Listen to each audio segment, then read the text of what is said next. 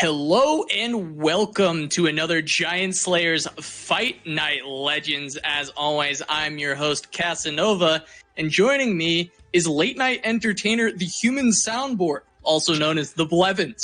Welcome, Blevins. How you doing, buddy? I'm doing great. I don't know where that one came from because I have an actual soundboard. I'm not just a human soundboard, but also I guess I'm that too. So that's fine. We'll take it. You just pretend like the soundboard is you. It's fine. It works out. But anyways, we got quite the show for you guys tonight. And as always, Blevins, why don't you go ahead and break down the format for what everyone will be seeing here today? Yeah, of course. As always, Fight Night is a double elimination bracket with 8 invited players. We've hand curated 8 top players in LOR right now. Every match is going to be a best of 3, and every player brought 2 decks with no region overlap. And to win, they've got to win with each of their decks. And of course, the players are going to be playing for their share of the $200 prize pool.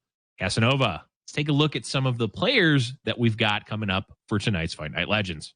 Yeah, let's go ahead and break it down. We got the previous champion, Agigas, coming back. He'll be facing off against Szerro, someone who's, been working a lot within the community on a lot of guide content, particularly with Tempo Storm as well as with Giant Slayer. After that, we got 5 versus Nolagold. 5, one of the OG ladder beasts going up against the reckoning champion, Nolagold. Yangzera versus Silverfuse. Yangzera, the runner-up. Silverfuse been making daily YouTube content for Legends of Runeterra for a while. Previous Elder Scrolls Legends caster, amazing player as well. Helped swim prep for the Twitch rivals. So very, very so therefore you're competitively versed. Right? Of course, my mortal enemy Silverfuse. And then rounding that out is Glop versus Leozera. 2 amazing players, done a lot in the tournament scene as well. Well, Glop, mostly a ladder beast. Yeah. So very excited for these matches. But first off, we're going to jump in to 5 versus Nolagold. I've been extremely excited to see 5 play in a tournament setting. This is a guy that I was competing against a ton in the very early stages of this game when we were racing for those top spots on the ladder in open beta. He's one of the big players from the initial launch and a great content creator for the Chinese community.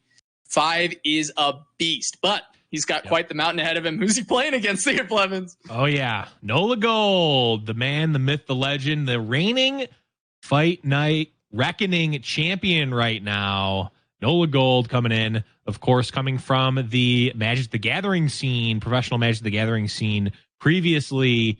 And you know, I don't want to spoil too much about what we're about to see, Casa, but Nola said if it ain't broke, don't fix it, and is running back the same lineup that we saw him bring in Reckoning. Yeah, once again, bringing that Zombie Ash and his signature Casino, which we're going to see up on the screen here. Casino, now, this is a deck that after his Reckoning win, I thought might get a little bit more representation, but we saw one player bring it last week, and we see, again, only one player bringing it, and of course, it's Nolagold. Now, couple slight changes to the list. It looks like he took out a Sump Dredger, tried to go for additional suit-ups this time around. Looking to, I think that card has shown to be an MVP, so I'm excited to see that one being played even more. Mostly just changes to the amounts of cards within the list, though. The same core is there, and I'm excited to see Nola pilot this list. I actually queued up against his Zombie Ash on ladder just yesterday, playing Casino myself. And while I took him down, he still DM'd me afterwards, giving me tips on how to improve, and that's how I appreciate him.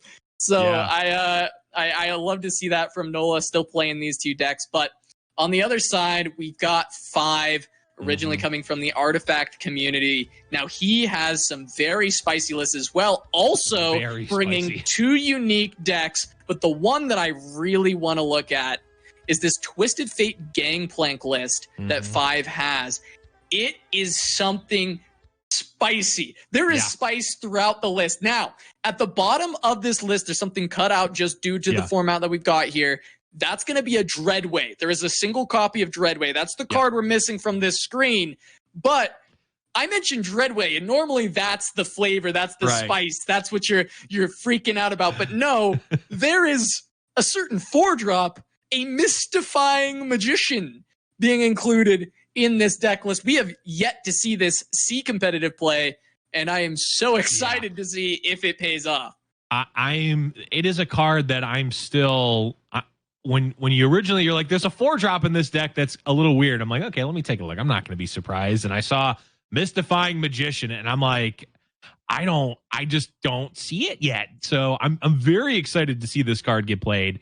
You know, it's probably going to be like a 4-mana 2/2 that gives a unit somewhere in the range of 3 to 4 attack or power and health. It's maybe going to give some abilities, but I think the range of what it can be is the most exciting, at least from the caster side, right? Like we just get to watch this card be what it is, which is sort of an exciting, explosive card. It's probably just going to be like a glorified, give a unit +3/+3, right? But it on top of all of that, there's even more things to talk about in this deck, Casa. We see Captain Crunch, a one of Farron in this deck, which we have only seen in Ash Sejuani Noxus decks, really. And we're also seeing the full package of Treferian Glory Seekers, which we usually only see in Ash Sejuani. So we're finally seeing the good old 2-mana 5/1 that can't block and has Challenger played in other decks. And I mean, Casa, what do you even classify this deck as? Is it like a mid-range? Is it control? Is it aggro? I have no idea what to even call this deck. Yeah, I guess I would want to put it more within the mid-range area just because of the fact that it's more minion-centric. It's trying to definitely chill out in that way. And, if you don't know the Mystifying Magician, what the card text reads is... transform an ally into a random 5-cost follower. I believe that can be... Actually, I'm not confident whether or not that's any region or not. I think when it is any region, it states any region. Oh, I thought it was the opposite, where it says from your region, if it's only from your region. Oh, is it like that? So, I mean, we'll have to wait and see. So we'll see if this is only 5-cost followers from Noxus and... Bilgewater, or if it does encompass all 5 costs. I actually haven't seen this card enough. That goes to show how little of this card we've actually seen. I'm not confident. I believe the wording, it should just be from its regions, but we'll have to see what happens when this card gets played, and I'm super here for it. I'm very excited for this 4-drop to see some play. Well, Casa, that's not even the... I mean, you'd think, okay, that's the spice for it, right? Well, no, we're going to be seeing a Demacia Shadow Isles deck, and you may be thinking, oh, okay, he brought Lux Thresh. Wrong. 5 did not bring Lux Thresh. It is Spooky Bannerman, of all things. It is a pretty... you can't even say cookie cutter Bannerman anymore. It looks more like a Bannerman deck before Rising Tides. It does, It's got Cythria the Bold. It's got Radiant Guardians. It's got obviously the Bannerman and a lot of the other cast and crew that you would see on the Demacia side normally. And then it's just got 2 Ruination and 2 Harrowing in it, with Fiora and Garen as the champ. So, I mean, this is 5 did not come to Fight Night saying, I'm just gonna, take the Mobalytics tier list and play the top 2 decks. No. This is, I'm bringing some spice and I'm going big or I'm going home. Yeah, absolutely. I mean, this is super interesting to me. Seeing the Ruinations being run within a Demacia deck, that's super rare to see, especially because this is a Bannerman list. And I mean, I'd love to talk about it more, but I guess we'll get to, because the game is starting, so we'll get a little bit more time to talk about these decks. But we're starting out with 5 on this Bilgewater Noxus list, the TFGP, and I'm super excited for that. He's going to be taking on Nolagold Zombie Ash, which we did see as one of the decks that Nolagold took to that Reckoning win. Now, it looks very similar to the list he brought during that tournament. It is the Ash Thresh, not going for the more low-to-the-ground Elise variant, sticking with that Thresh, which he had success with, and he's going to see how he can affect this early game, because 5's got a quick start to get a big board. Yeah, 5's got a pretty good start here. Of course, Nolagold's deck is basically just built to stop good starts, right? That's pretty much all the deck does. Is it gains life and it kills creatures, and then it casts a bunch of ashes, and it reanimates those ashes. So I think it's a tough balance here, because, like we said, 5's deck is not really easy to classify. It's probably more of a mid-range, but it's got that late game presence with Farron and Dreadway and Rexes. But does anything ever go over the top of Zombie Ash, right? That's like the most control deck besides like a Spooky Karma that I can think of. So I think it's going to be very interesting to see how 5 navigates this matchup. Yeah, and I mean, Nola starting out with double Vile Feast in his hand is going to be very helpful for a lot of the early presence that 5 tries to establish. He has a lot of low cost, low toughness units, so Nola's able to answer that pretty effectively. He also has his Kindly Tavern Keeper available to heal up alongside that Icevale Archer, so a lot of the early things that he needs to protect himself are on board, and Nola should be able to handle the early game quite well. 5 is just looking to proc these plunders for these BMMs to try and create more pressure. Right, and the BMMs, Casa, can steal very pivotal cards from Nola, honestly. Yeah. Can steal Harrowings, it can steal Rekindlers, and normally, it steals from the bottom of the deck. That's not going to be super relevant, but I am imagining this game might go pretty deep. Now, it's not going to go to the bottom of the deck, but still, getting that card advantage and Nola knowing, hey, that's one fewer Harrowing that I'm going to have is going to be potentially pretty detrimental. I would also say that I just feel that those cards for 5's list are actually quite powerful. I mean, Rekindler to bring back a Gangplank later on in the game could be very, very strong, or even stealing something like a Ruination or a Harrowing to answer when Nola tries to do one of them himself. So we'll see what the steal is, and that's a Rekindler. There's one. It's a huge steal, and he goes for another one. What can he get? It's going to be a Harsh Winds for 4 mana. That's incredibly powerful. Yeah, that is incredibly powerful for a lot of reasons. Obviously, it's just a very strong card, but it is also the type of card that will catch Nola off guard potentially.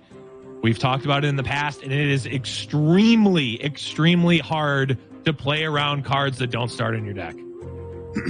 Nola, of course, the has Nola classic. Yes, the classic sub bombs for Nola. Oh man.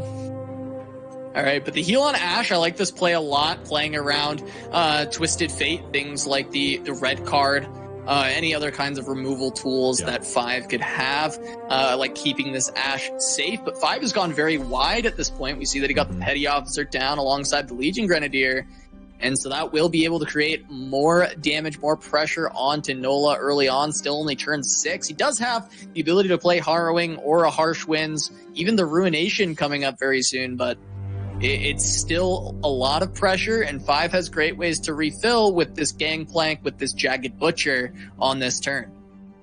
Yeah, I mean, Nola, the Ruination is going to be fine, right? Maybe, but 5 really doesn't need to do that much more to trigger the Ruination, and after that, 5's got a lot of refill. He's got the Twisted Fates, like you said. He's got the Gangplank and the Rekindler. I mean, this is like the presence of 5 is like a 2 or 3 Ruination amount of presence here. It's kind of crazy what 5's got to put up here. It's been a very interesting deck to watch so far. I mean, of course, this is just kind of Nab coming into play, a lot of the BMMs, a lot of the early steals, but it seems like this deck can play a couple different ways with the same kind of strategy. It's very mid-range, but there's just different draws that can create different wow, interesting. So it looks like 5 was playing around the Ruination there and decided to actually just pass away all that mana. He is rewarded. Of course, Nola does have that Ruination, so 5 not going to lose out on anything, but of course, Nola does get to eat some mana away from 5. Yeah, and the eating the mana is pretty big here because with that Rekindler, Nola is able to refill, put on a decent amount of pressure potentially here.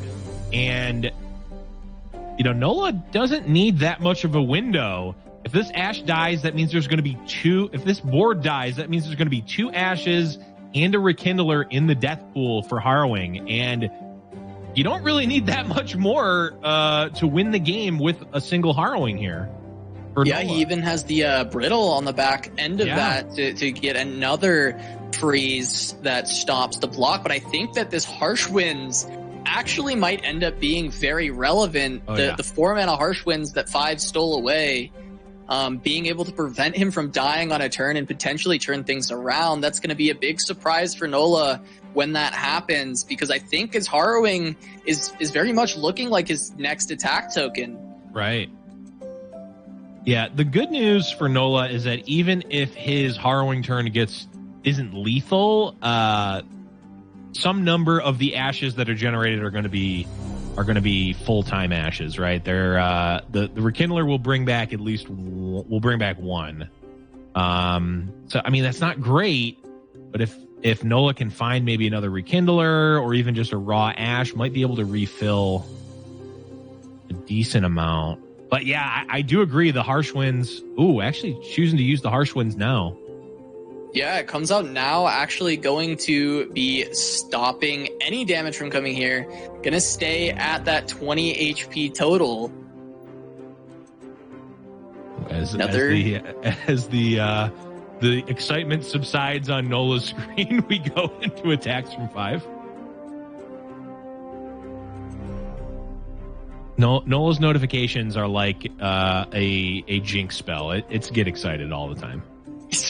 Pretty much, yeah. This is putting forth potentially. Well, this is Nola's basically forced to use a Harsh Winds here, just to not go too low. Yeah, he still has to be worried about finishers like Farron coming down. Make It Rain is kind of the only other direct damage other than the Farron. I mean, there's the Riptide Rex. Also, he can't prevent a Riptide here. And I think that might be one of the biggest concerns that he has. But he does go for the Ashe level up. Yeah. Is going to get the blocks out. And fortunately for Nolagold, the Riptide Rex is not in hand for 5. So he may yet live another day, as it doesn't look like there's a huge enough punish on the side of 5 right now. Right.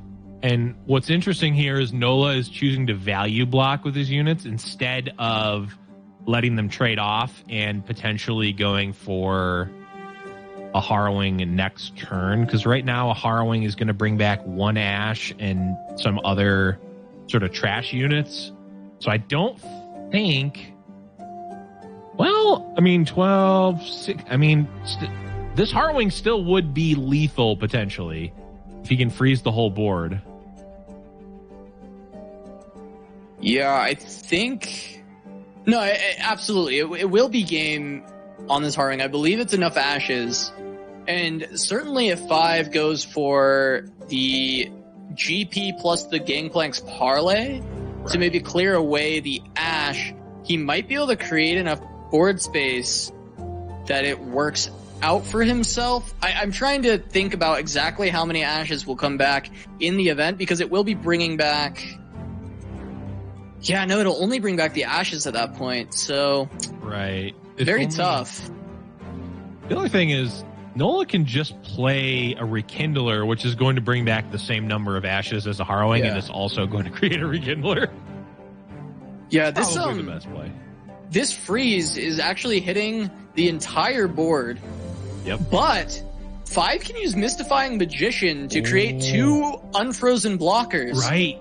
And it's yeah, you can put on the keg as well.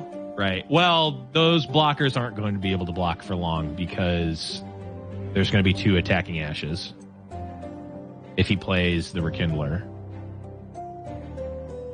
See the Harrowing. Of course. Harrowing's actually worse than Rekindler. Right.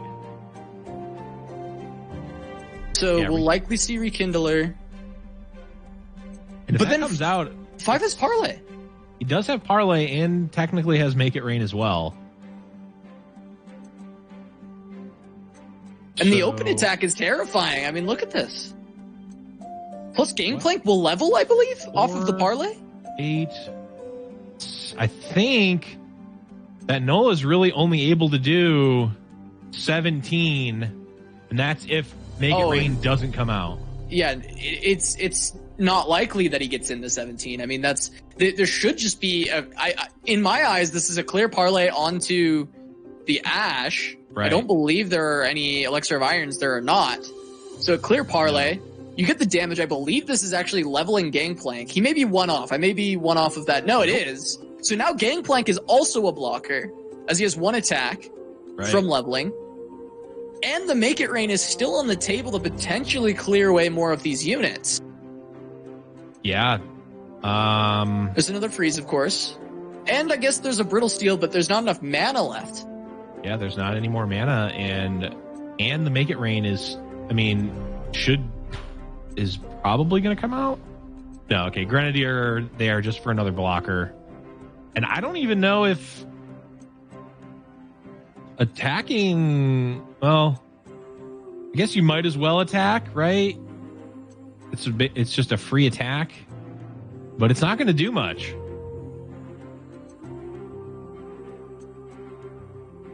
Yeah, I'm curious if 5 goes for the Make It Rain here, or if he tries to do like a Dreadway Make It Rain to finish off the game. Oh, wait, no, it's a fleeting Make It Rain. Of course, he's definitely playing it here. It's a fleeting Make It Rain, and I mean, honestly, this attack might just be better for 5 because it now opens up space for a keg and potentially a Dreadway next turn for, I mean, is that just... It'll have to be open attack, but yeah, I mean, that's 2 damage from the Gangplank ability that will be going down immediately, and these hits are great. I mean, it's not perfect hits. You would like the trade with the Mystifying Magician, but you are going to clear away 2 of the units. And now 5 goes for the open attack. The keg doesn't appear, so that is some reduced direct damage. But there's an elusive. Like, there's an Overwhelm unit and an elusive on board, plus the Legion Grenadier. I don't know if Nola can live. I think that even if, he can Brittle Steel the elusive. The Gangplank is essentially doing 3. Yeah, he doesn't have it. Yeah, he does not have a way to survive that. And that's going to be 5 taking game 1. Yeah. The first time we get to see the Mystifying Magician. And it actually, seemed pretty good in that circumstance. Recreating a unit and removing Frostbite, giving an elusive. Now, that was a Bilgewater 5-drop, so maybe he's almost always getting these Abyssal Eyes. Like, that might be common if it is how we think it works, where it is within those two regions. Abyssal Eye, of course, a very strong 5-drop to be picking up. 3/3 elusive, draw a card. I mean, that's great. So I'm interested to see if we get a little bit more of this deck later on, or maybe Nola will send 5 to the losers bracket getting through this spooky Bannerman list, but we'll have to see. Nola's got an uphill battle now, has to beat this twice. Yeah, it's interesting because this would normally be a matchup that I think would pretty heavily favor Nola here, but the Harrowings on 5 side just make this deck actually have game in the late game against this deck. And also with the Ruinations has answers potentially to Nolagold's own Harrowing. So it's certainly it's gonna depend on how the draws line up, but it's very interesting that this wrinkle in 5's deck actually gives him some late game presence versus Nolagold's. Yeah, it does. It is a very strange scenario where it does feel like the Zombie Ash deck should be exceedingly favored against 5's list, but I do agree. I think these Harrowings and the Ruinations that 5 has suddenly gives it game, gives it an opportunity to potentially find that win later on. And now, 5's just going to go for the attacks here. If he does this, I think he is committing to being okay with Ranger's Resolve. No, so he does pull the 2/1. Okay. I like this a lot. Get some additional early pressure in. You don't have a Bannerman in hand, so preserving board strength isn't as important as just pushing damage and creating more board advantages. Trade a 2-drop for a 2-drop and call it good. Utilize the barrier you created. Yeah, you also, with 5's deck, you want to be applying as much pressure as you can early, especially when you don't already have your Harrowing or your Ruination in hand, because if those cards don't show up, then Nolagold is all of a sudden very favored again, right? Like, the presence of those cards in the deck mean that in the abstract, he's got game against it. But if he never draws those cards, it's a moot point, and Nolagold's deck is back to being very, very favored. His deck is still likely very favored, but there's a shot with with those cards in 5's deck. But as it stands, he's going to have to play a normal Bannerman style aggression, right? Where he's building up a board, he's building tempo via strong units and challenger.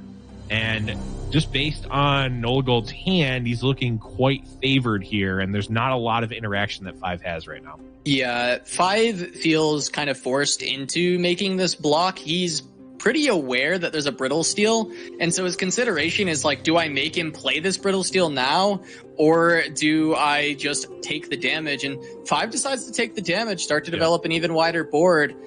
Pretty interesting though, because I was considering he may just accept the Brittle Steel play and then just try and remove the Ash after the fact with potentially a challenge, but does look like gonna play the Garen and potentially set up to just go for something like this Ranger's Resolve play if the Ash tries to trade into the Garen. I kind of like this line in general. I think I'm overall in favor of this. I think if Thresh comes down, it does open up 5 to really go in for some aggressive attacks. Yeah, this Ranger's Resolve, of course, is... well, actually, it might just not even matter here, yeah. 5 is just going for the I'm just going to kill Ash plan. I'm not sure how great that plan is against the deck that just wants its Ash to die, right? But also, you're never going for the Fiora win condition. You just need to get a 5-power unit off the board. You'll deal with the... You pretty much have to hope that Nola doesn't have a Harrowing or a Rekindler at this point, or else you're just not winning this game. With how it's progressed so far. Yeah, this is where I'm really interested about the previous line, or just how 5 set this up in general, because 5 clearly was under the impression that there was a Brittle Steel. He was like, I'm pretty certain, and he still goes for this challenge on this turn, which basically just ensures that, of course, the Ash is going to brittle his or he's going to brittle the Fiora, and Ash is going to survive. So I'm wondering what the game plan is from this point forward for 5. It was certainly something he knew was going to happen, and now it's just a matter of, can he go for, you know, something like this single combat, or is he worried about additional frostbites? Now, there aren't any... Oh, no, this is going to be brutal. There's no 3-mana freezes in the deck, but there are ashes. That is correct. Yep. I think this was 5's line, was he knew the Brittle Steel was there. That last attack, the first attack, he didn't want to bait it out because, well, it doesn't matter why he did or didn't want to. He wanted to bait the Brittle Steel out and was basically just hoping that there wasn't a second Ash, saying, I'm not beating the second Ash in this point. My line is, I'm going to strike with Garen, and I'm going to get I'm going to challenge single combat with the Garen next turn, and if he doesn't have a second Ash, I'm in a pretty good spot, and if he does, I'm going to lose when we go to game 3, right? So I kind of at least see the line. He correctly knew that there was a Brittle Steel, and you know, he got it out at the time that you know, was all right for him.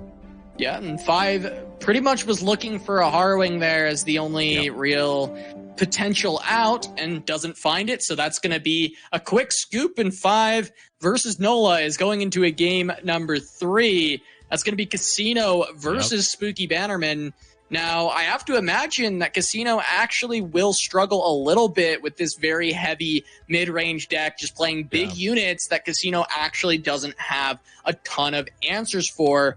Now, the limited interaction will help out things like slot bots if he can get those online, but of course, there could still be single combats picked up early while the slot bot is small, or the RNG cannot go in the favor and it can get challenged down. So certainly it will remain to be seen, but I will have to give the edge to 5 here, just from my consideration of what I feel Casino's strengths and weaknesses are versus the strengths and weaknesses of this Bannerman list. I have to agree with you. I'm wondering if Nola can actually put forth an aggressive enough strategy to sort of go under the mid-range power of 5's deck here. It's going to certainly be tough, but as we can see right now, like, there's a pretty aggressive, astute academic like line within the cards here. It's very interesting. I almost would have liked to see the Sump Dredgers here just to put forth the option to block, right? I don't think Nola would have, especially considering that there's a Ranger's Resolve. But I think if this happens pre-combat, if 5... Ooh, another astute. This open attack is a lot of damage. It's a lot, yeah. If there is an aggro line, like you said, you know, you could be, right? If there is an aggro line to push a lot of damage early, I mean, this certainly is it, right? Yeah. I mean, this is as aggressive as it really gets. But, you know, we'll see what the answer from 5 is. He's got one response. He can play down, you know, the Badger Bear.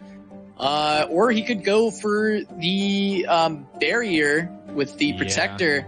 I think that's probably the highest value play can be made, but likely the barrier will just get dragged by the 0-2, the Flame Chompers. Yep. I wonder if Fiora is a consideration, because the Fiora win condition is actually live in this matchup, and the Ranger's Resolve is going to save the Fiora. If the... Okay, just going for the Badger Bear. Same sort of logic here. The same, I think, play is going to happen. A block on... Okay, not even going for... So holding the Ranger's Resolve looks like just a value block. I can get behind this. 5's just trying to establish as big a board as he can before he starts defending, so it's likely going to be something like Bannerman on this turn, and then potentially going even wider in the future. Actually, no, probably Fiora Cythria is likely this turn. It's, I guess, hard to evaluate because turn 5, he could play a 3 and a 2 if he goes 4 on this turn, which does make that look a little bit more appealing. So that does look to be the case, but Double Rummage is extremely aggressive for these academics. I mean, maybe we can see Nola find some kind of cheeky play with that to try and sneak through for the lethal. He only needs to find 8 more damage. That aggressive strategy you talked about, I mean, Nola found it. Right. It's definitely there. The problem is that 5 went pretty wide here. And if I'm Nola, man, it's tough. If you ever want to play the slot bot, you basically want to play it now because the game is not going much longer in one direction or the other. Either Nola is going to win the game or 5 is going to have such a board presence that the game is going to effectively end for Nola. There is obviously reach in the deck in the form of burn, but there's not easily 8 points, I don't think. So at this point, Nola, I think, is probably figuring out can he sneak these astute academics in, or does he need to invest in something like the slot bot? Yeah, I'm honestly not sure what the answer is. It's certainly hard to say here. I mean, there is going to be a trade from 5. If anything cute comes out from Nola, or even if he just puts forth blocks, I actually expect this Rangers Resolve to come down. That's why the buff from Chefs came out. 5 assumed that some kind of trading would happen, so he says, okay, you're definitely going to want to put the 1/1 on my Chefs. That's going to enable me to spend this 1 mana. And that's very punishing in this situation. Yeah. Now nothing is dying from 5 here, and Nola has to either just let this happen, let this board massacre happen, or needs to invest get excited to kill a Fiora or kill something this turn. I almost would have liked to see one of the academics block the Chefs here, just because it's tough because the academics definitely feel like a line to victory, but I kind of think that they're not. They're never getting in. The board is too wide. I think there was some interesting argument there for a no block even, because then you just trade the Fiora with the Sump Dredger straight away, and you don't actually have to worry about resolve. But of course, it's a hard pick and choose game where you have to decide what you're playing around, what you're not. And the suit up, it's going to be a nice pickup, going to allow for at least a favorable trade to happen here on this line. So see where the blocks land. Yeah, the suit up is going to save 1 unit, but I mean, where does Nola go from here? Yeah, I mean, he's probably on the slot bot strategy at this point. It's going to basically he adds 2 stats and then loses 3 stats to his slot bot here. But then he's going to have some draws potentially. He's on a lot of rummages, so he needs a way. I think he really needs right now is a pick a card. And TF is a good start. He can go for the blue card and start to try and create a little bit more pressure here. But now it's looking like maybe it needs to be almost a red card angle. Even then, maybe it's gold card. Nothing feels great here. It's like red card plus get excited. To try and protect your units that you have on board. Yeah, I could see that. I mean, you just basically have to say, I guess, another Rangers Resolve wouldn't really matter here. None of this looks good. I mean, that's 10-13. I mean, Nola is forced to block here, even if he get excited. Yeah, he certainly. I mean, he really needs to find card draw. That's what he needs. I mean, he has the rummages, but what I mean is he needs Pool Shark. He needs pick a card. Yeah, he needs Brash Gambler or something. Right. But even the Brash Gambler is just going to be a 2 for 2 considering the board state. Yeah, I mean, if this is how he blocks, what is the line to win here? What are you expecting here? I feel like you kind of need to go to the casino, right? You gotta rummage and see what you get, or get excited. You can get excited the 4-2 and just hope he can kill Garen, I guess. But I think Nola's just in a lot of trouble. Like, the lines to victory here definitely almost require him to save this get excited for face damage, which is certainly not where he wants to be. guess he's going to have a lot of mana. If he is on the... Okay, hold on. He blocks like this, he's not dead, right? If he draws Jinx, what does that do? If he goes like runner, Jinx into Jinx, is that a win condition? Is the question. He might not have enough time. I mean, he's on 4 health. Right. He's dead to just the Garen swing alone. Urchin, it's more cycle. Right. Suit up is certainly not good. Yeah, you can see Nola. The look on Nola's face is not one of I'm confident to win this game. I certainly like 5 just going wide here and playing a Radiant Guardian. Right. If 5 gives Nola a pass, he should 100% pass, but he doesn't. So now there's that rummage. He's just looking. Another rummage. Oh no. Yeah, that's not what you like to see. Yeah, Flame Chompers. Technically alive. Technically still alive. I think the lines are still roughly the same. There's a Jinx, actually. Okay. Oh, the rally. The relentless pursuit, though. I mean, that's just going to do it. There's nothing that Nola can do about this relentless pursuit. He's got the Jinx, but that being picked up just seals the deal. Nola gonna have to make a loser's bracket run this time around. Last time going straight through the winners to the grand finals and Reckoning, not dropping a single set, but 5 already gonna be able to take this one just as soon as he's able to cast this relentless pursuit. The Garen with the level up, doesn't even and Nola just going to go ahead and scoop it. Yep. 5 taking down the Reckoning champion in round 1. Going to be moving on to the winners semis. Yep. We'll be facing the winner of Agigas and Szerro. Let's go ahead and take a look at the bracket to see what else has happened.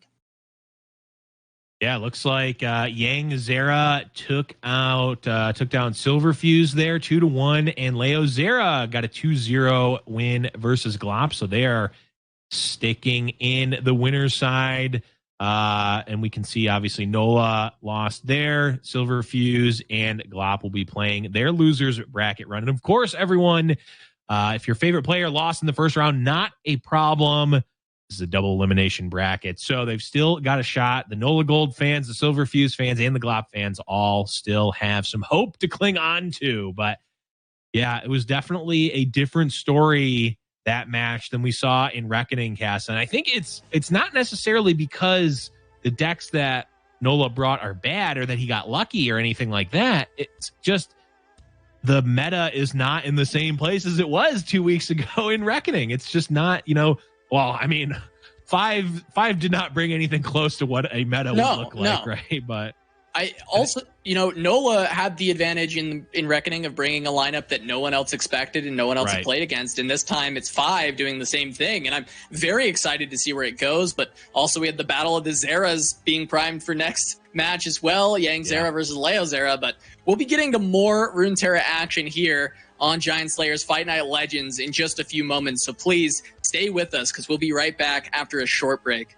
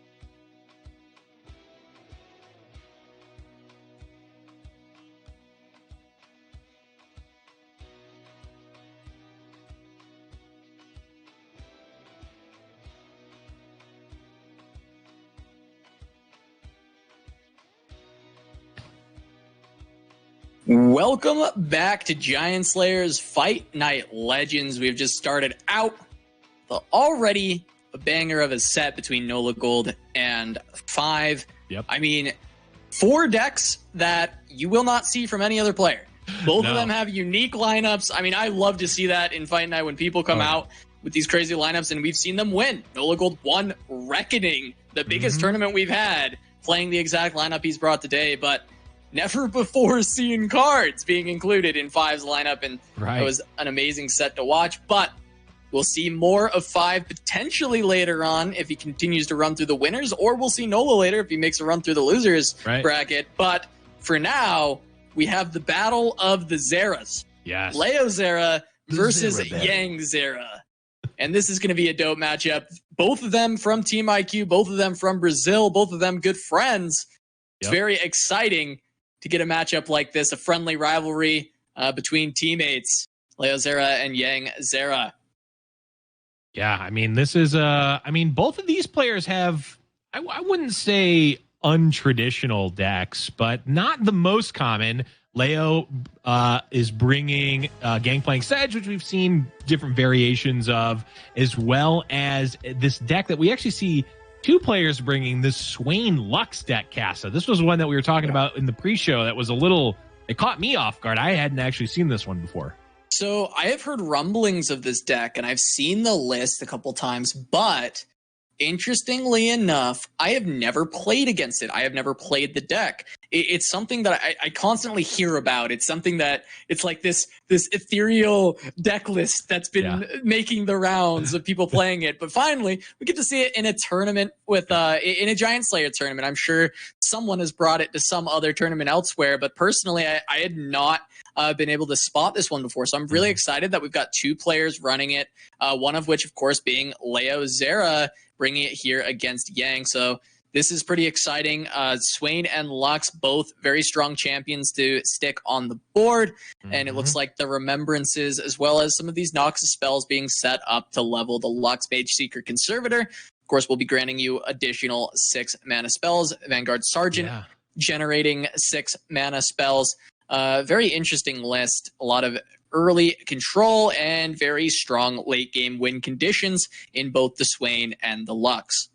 Yeah, it seems like a very interesting deck in general. I'm just, my gut feeling, having never seen the deck actually play out, it feels like you've got Swain and you've got Lux both doing a similar sort of thing in closing out a game in the late game, right? I'm wondering if this kind of feels like how a lot of BBG decks end up being, where it's like, oh, I'm just going to put all the good, big, high-cost stuff in, and I'll fill out the rest of the deck with whatever, right? Like, House Spider, of course, is a good card. Vanguard Sergeant is produces a card that will level up Lux and give you beams, but are you really gaining that much? Do you need that much more on top of either Swain or Lux that you need both of them? I'm not sure. My gut says it's a little bit redundant, but we'll definitely have to see how this one plays out. It is a very interesting list because I haven't seen enough of it. I want to see it play out for sure. Because I agree with you. There's some things about it that I'm not fully understanding or grasping yet. And I think getting some very high level games here from Leo is going to be great. He's going up against Yang, who brought his Ash Sejuani list, very similar to the one, if not the same as the one last week. He's even got that 1x Shunpo. The shampoo that was so in exciting. Very exciting to see, with the rally effects for these big units. And but Yang this time around has brought a different variation of Ezreal. We actually saw Cephalopod bring it last week. That's going to be that spooky Ezreal with the Shadow Isles. A couple of the cards getting cut off here, but that is going to be Harrowing and Ruination, also represented 2 of Harrowing, 1 of Ruination.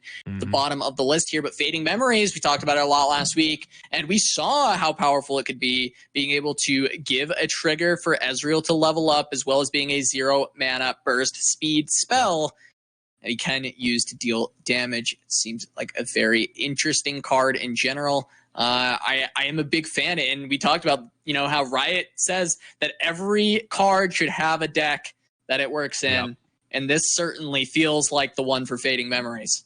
Yeah, I mean, I think Fading Memories is just an underrated card in general, but this certainly feels like a deck that gets a lot of value out of every aspect of the card. We talked a lot about it last week as well, like you mentioned, and this is this deck has, I think, for me at least, gone from a deck I had never seen before at all to it's starting to see a lot more play. Like you mentioned, we saw Cephalopod play it last week.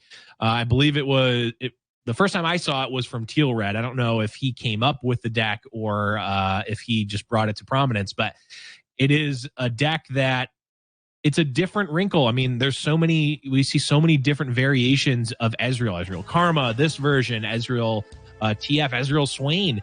We see so many different variations, and I think this one fits a very interesting role in not only the meta, but like the meta of Ezreal, right? Like, yeah, it opens up a lot. Yeah, it's very interesting. Of course, I the first person I saw playing it as well was Teal Red. Mm-hmm. Teal Red, of course, running that version with Teemo. It's been adapted since then by a lot of North American players. I believe we're adapting this Ezreal version that we kind of see today in tournament play most of the time. But, we'll have to wait to see that a little bit later because Leozera starting out with Sedge GP, but also Yangzera starting out with this Ashe Nox. Got the Shunpo tech included in there. We'll see if that comes into play for this matchup. Certainly doesn't feel like a matchup where Shunpo is going to be the biggest factor, but that's where you're wrong, Casanova. Shunpo is always the biggest factor in every game. The threat of it, the fear of it, is always at least subtly impacting the plays of the opponent. I will say that story I will tell myself. Yeah, I will say that Reckoning is definitely a big impact in this matchup. It hits every unit except for Rex, GP, and Sejuani. So every other unit in this deck list will be destroyed by Reckoning unless they receive the Fury of the North, which we do see 2 of on the side of Leozera in his hand. Picks up a 2-mana play, which is very, very good for Leo. And he's going to be able to get in some damage on this turn. Yeah, the damage is getting in, but I do think Yangzera is cheating because he has an Omen Hawk and his opponent doesn't. And that True. He's got 2 Omen Hawks and his opponent has 0. That's got to be cheating, right? Nope. He's not playing admins fair. Are confirming that isn't cheating. That's just very good. Certainly not playing fair, but speaking of not playing fair, this Make It Rain hitting all 3 units, and Yang was primed with a Glory Seeker and 2 Brittle Steals, where he would have been able to fully take control of the board, but instead he gets denied. And go ahead, take it away, Blevins. I gotta say, Casa, not only are the plays from Leozera looking spectacular here, but the emote game is on point. I don't know if I've ever seen anyone so flawlessly execute emotes as well as Leozera is right now, and we're only 4 turns into the game. Oh, and Yang could not block this Ruthless Raider any faster. So I'm trying to throw that Omen Hawk down, and he doesn't have a turn 4 play, but Leo, I was going to say doesn't either, but he does have this Yordle Grifter. Going to be able to get that down. Looks like he missed. Yes, it does seem as though he missed. Missed on the Yordle Grifter, but that's okay because the pivotal part, that warning shot that is going to turn on the old Riptide Flex, is always generated no matter what. Yeah, and Yang has to decide if he wants to attack into a potential Fury or just eat a couple mana away from Leo. Gonna pass that one up and now picks up his Sejuani. He can play it in response to Leo's Sedge, and his is cheating because it's been hit twice by Omen Hawk. That is a thick Sejuani. And the emote game still coming down. Calling Strike potentially coming out, but I'm wondering, well, there's not 4 mana to potentially counter this, so not much else to do here. Get a little bit of damage on that Hearthguard. Followed up with a Make It Rain. Yep, just proccing Sejuani and Gangplank, getting them closer to that level up. Yeah, that's I think an understated factor in this deck is like you know, the not really high value Make It Rain, or even the Warning Shot in some situations where it's just, I'm not doing anything else. I just need to get the damage on my opponent's turn so that my Sejuani and Gangplank clock progresses forward one. Really big plays that could, I mean, it might not even be relevant this game, but it's just a good habit to get into, especially when, you know, the Make It Rain isn't going to be doing much else the rest of this game. Yeah, and Leo going to use one of those Furies, try and clear away as much as he can. Drops down to 7, but we are moving into the Rex turn. Yeah, he's got the Warning Shot on deck. There's a lot of beef on the board, however. There's a lot, yeah. There goes the first swing. Gonna see if Yang commits any more to the board, and then there comes the Rex. Yep. Looks like he picks up both. All right. Both kills. That's good. But even so, there's a Kato on the side of Yang, and Leo is down to 7. So while there aren't any additional units right now for Yang, if he does draw another unit, it is going to be real thick because of the Hearthguard. Oh, second. No unit. Is terrible. He kept one and he hasn't been able to use it, and now he's got 2 of them. Wow. Leo cool with the passes. Leo just says, I'm glad that you're not attacking me with a Kato this turn. I will take it. We'll go next turn. That's fine. I'm gonna be seeing what I can get from your deck. Oh, he's gonna get so much from the deck too, because he's gonna be able to play this Grifter. He's gonna get the Warning Shot. Yep. And he's gonna go for the steals. Oh, Harsh Winds and a Iron Pot here. What else? Oh, okay, that's it. Those are the 2, Yeah. The Yordle Grifter took. Yeah, Leo's perspective, it seems, is just ever so slightly ahead of Yang. Just a touch. Another Trapper drawn. And the Trapper only has 1/1. Reckoning can't come down. Wow. Yeah, Reckoning would be absolutely huge. But the thing with the Reckoning as well is it's just responded to by the Harsh Winds that was stolen away. So Leo is very much in the driver's seat of the Yang Wars. Absolutely. The Zera Wars, I mean. Yeah, the Zera Wars.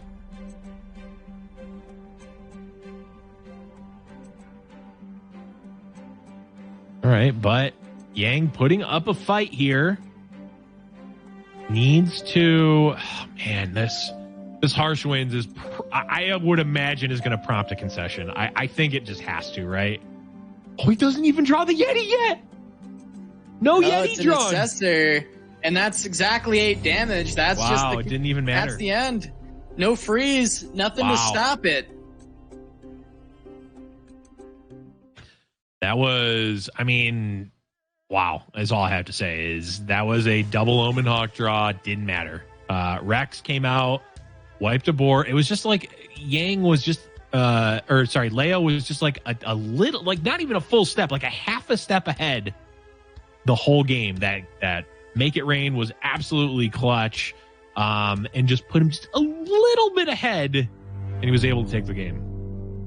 And now we get to see the Swain Lux taking on Ash Nox. Ash Nox being kind of the most popular deck in the format.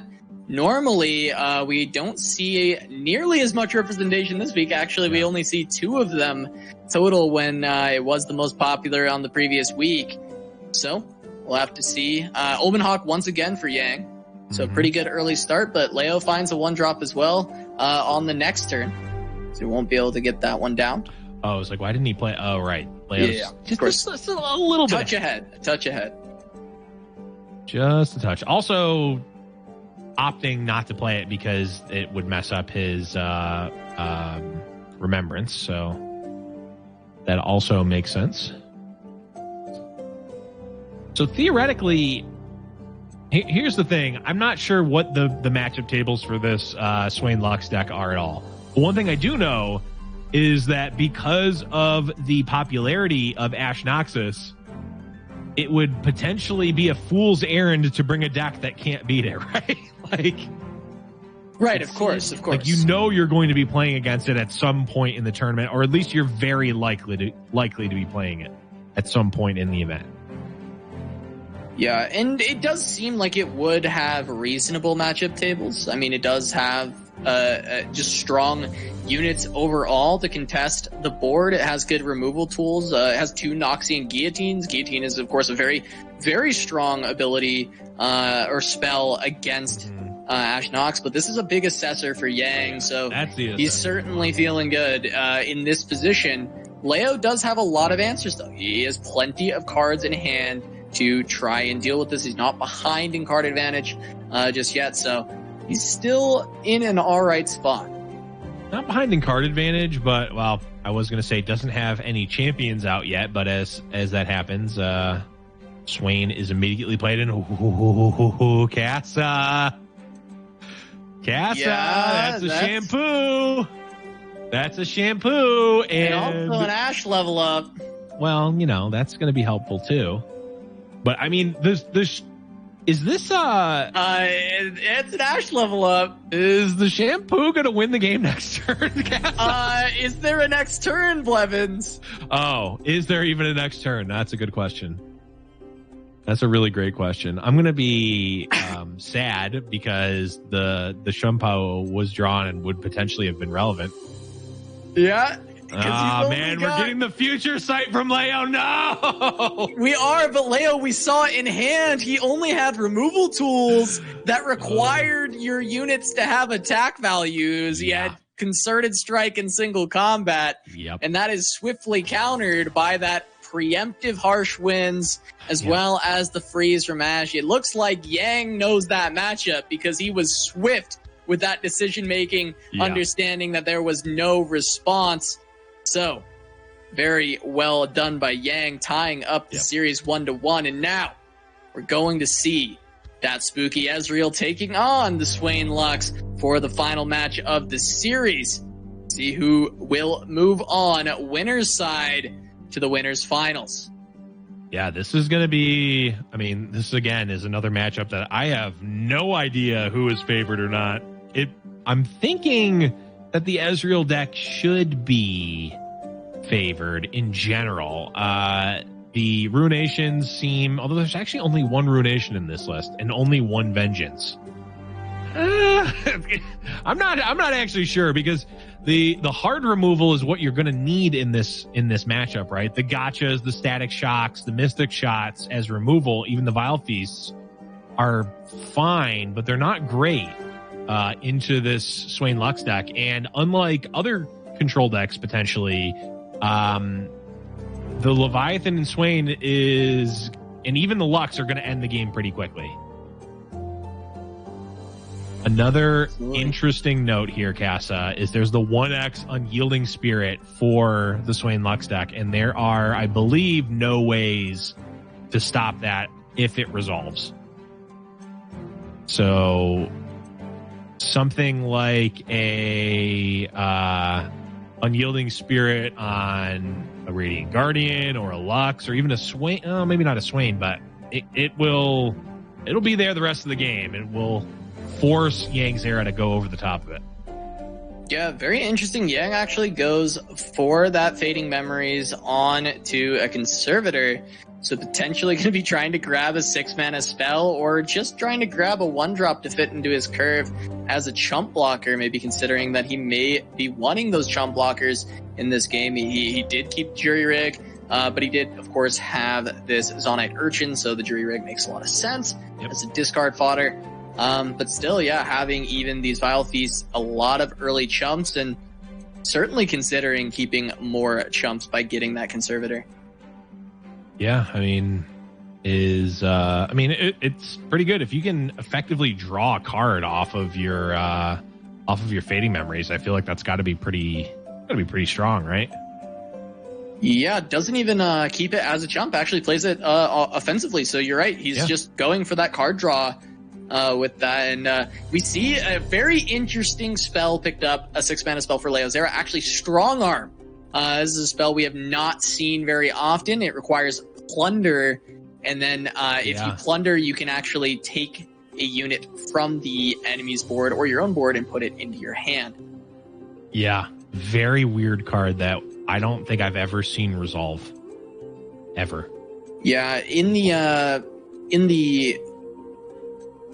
basically the day of the patch before Ranked came out, I messed around with Strong Arm quite a bit in the original iteration of a Kleptomancy deck. I was testing with Cephalopod and Croc. A lot of people may know Croc as being the admin of not only this tournament, but many tournaments. Yeah. But yeah, we were messing with Strong Arm a bit, and it felt very okay. When you get it for free and you don't have to put it in your deck, then pretty okay is pretty okay. Yeah, the problem, of course, for Leozera getting it in this situation is he doesn't have things that are specifically designed to trigger plunder effects, and that was, of course, playing it in a deck with a ton of plunder effects. Yeah. So it's likely a very terrible pull for Leozera.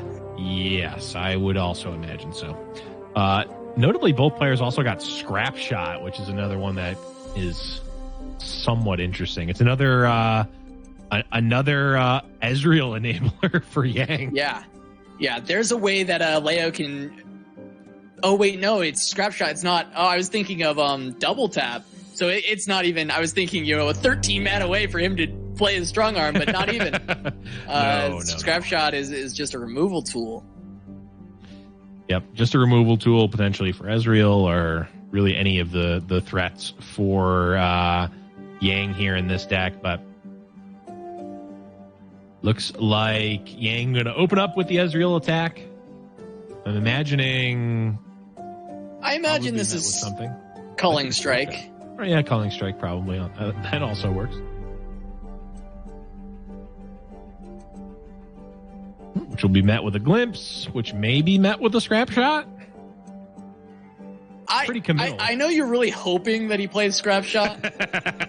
I just wouldn't be surprised if we see Scrap Shot never played this whole game. You're sadly likely correct, Casa, but I feel like I can try to will it into existence by saying. Oh, you can try. You can certainly try, but I'm not sure that that's going to be the case. It looks like Yang just wants to play the gotcha for 2. So even though this isn't, his favored target, there's at least consideration to this being played. And a target. I'm curious if we'll see the Rekindler on this turn, or if Yang decides to wait another turn to have a little bit more banked mana, or try and wait for his Ezreal to be a little closer to the level up. I'm wondering, and this is no joke, why didn't he play the Scrap Shot on the... Oh, okay. There we go. There we go. There's a Scrap Shot. I'm wondering why you're not actually killing the Radiant Guardian. No joke. Why wouldn't you play Scrap Shot? Yeah, I mean, it's likely playing around things like single combat, so exactly this kind of scenario. And it's still going to happen here. Scrap Shot's still going to get value. It's going to get its hit, which is really what Yang needs. It does hurt to pay 7 mana for a hit, but he does clear the Swain. So certainly a good situation. And Yang has the double Fading Memories to potentially trigger his Ezreal level up. He's only 3 away, so he is certainly getting close to finding that. Yep, there's Rekindler, and I mean, Yang has the ability to do it right now if he wants. And he's got a pretty good amount of damage, too. Now, Casa. Oh, he drew another Culling Strike. That's cheating. I was like, there's an answer, and it's called Scrap Shot. But, of course, there's a Culling Strike that we can't see. Another Glimpse as well for Yang here. Yeah, and Static, a great pickup. The Ezreal is basically leveled up at this point. And Harrowing will bring back multiple Ezreals to play with these Fading Memories that he can actually hold on to because he has so many ways to actually trigger the level up this time. Yep. Yeah, I mean, this is looking very much Yangzera favored. Yeah. The threat from Leo in terms of a clock is not very strong, even with the Leviathan swing combo fully online. Yes. I think he's gonna. Okay, I love this. I think I love this. Wait, there is still an attack token for Leo. So this is a little bit scary. Wait. So the reason I love this, he's going for the OTK. I think he's gonna be able to kill with the amount of Ezreals that are gonna come back. I'm just is he good though? Is he okay? Is he? I mean, he gets the block. I think he's okay, right? Oh wait, there's a remembrance. Is he okay? Well, he's gonna take. He has a jury rig. He should be okay. Okay, but he didn't have that beforehand, though. So he okay didn't. Without drawing that. I don't know. I'm not sure. Yeah, he can chump the Radiant Guardian, right? And that's 5, 6, 7, 8, and then 9, 10, 11. Yeah, he has to play one more spell. He's 7 of 8. I really thought it was just going to be a static shock originally. Oh, okay. Yeah. I thought it was. I wonder, does Yang have the ability to take this pass here? I feel like he wants to be like first action harrowing, and then he should be able to finish the game. But he doesn't. But Ezreal's not leveled yet, so that means he's losing. He would effectively have to first action harrowing, and then second burst action would be to play the fading memories to level the Ezreals. But then there's one fewer burst spell, 0 mana burst spell that you're getting damage off of. There's one Wump in the pool right now. Is this spider preventing 3 Ezreals from coming back? Oh. Because one Wump is coming back. So there's Rekindler, Chump Wump, and then 2 Ezreals. That's 5 things, right? Okay, so no, he should be okay, even with Spider on board. Right. Okay, here's the attack. Yeah, here's the block. Away anyway. I was curious if Leo was like that was the reason he kept offering the pass, or exactly what the reason was. So, taking a look at Leo's deck, the only direct damage is Death's Hand, and of course the Leviathan, which we already see. So, if there was 2 Death's Hands in Leo's hand, that would potentially kill. Yeah. But I think the Yang is probably good at burst speed here. Yeah, this is a lot of damage. I mean, it should be 3 Ezreals on board, and they're gonna be the more burst spells created with the mushrooms. Yeah. Each of them is worth 6. Oh yeah, 6, okay, yeah. 12, he's got it by a lot. He's got it by a lot. Yep. Love to see the combo. We hadn't gotten to see it yet. Right. And yeah, that's gonna do it. Yang gonna be able to take him down after that harrowing comes out. He's got plenty of damage in hand with all these burst spells, and he's gonna be able to take down this set. And Yang, who got 2nd place in the previous fight night, falling to Agigas, he's returned this week. Gonna be moving on winner's side of the winners final, and he'll be facing off against the winner of 5 versus Szerro, which is the other semifinal that would be going on right now. Which means that Szerro took down our reigning Fight Night Legends champion in Agigas. So that's an interesting developments, Casa. Interesting developments. Reigning Fight Night champion versus reigning Reckoning champion in the losers bracket, facing off against each other. But of course, we'll see a lot more action from all of these players very soon. So please stay tuned for more Fight Night Legends coming right back after this break.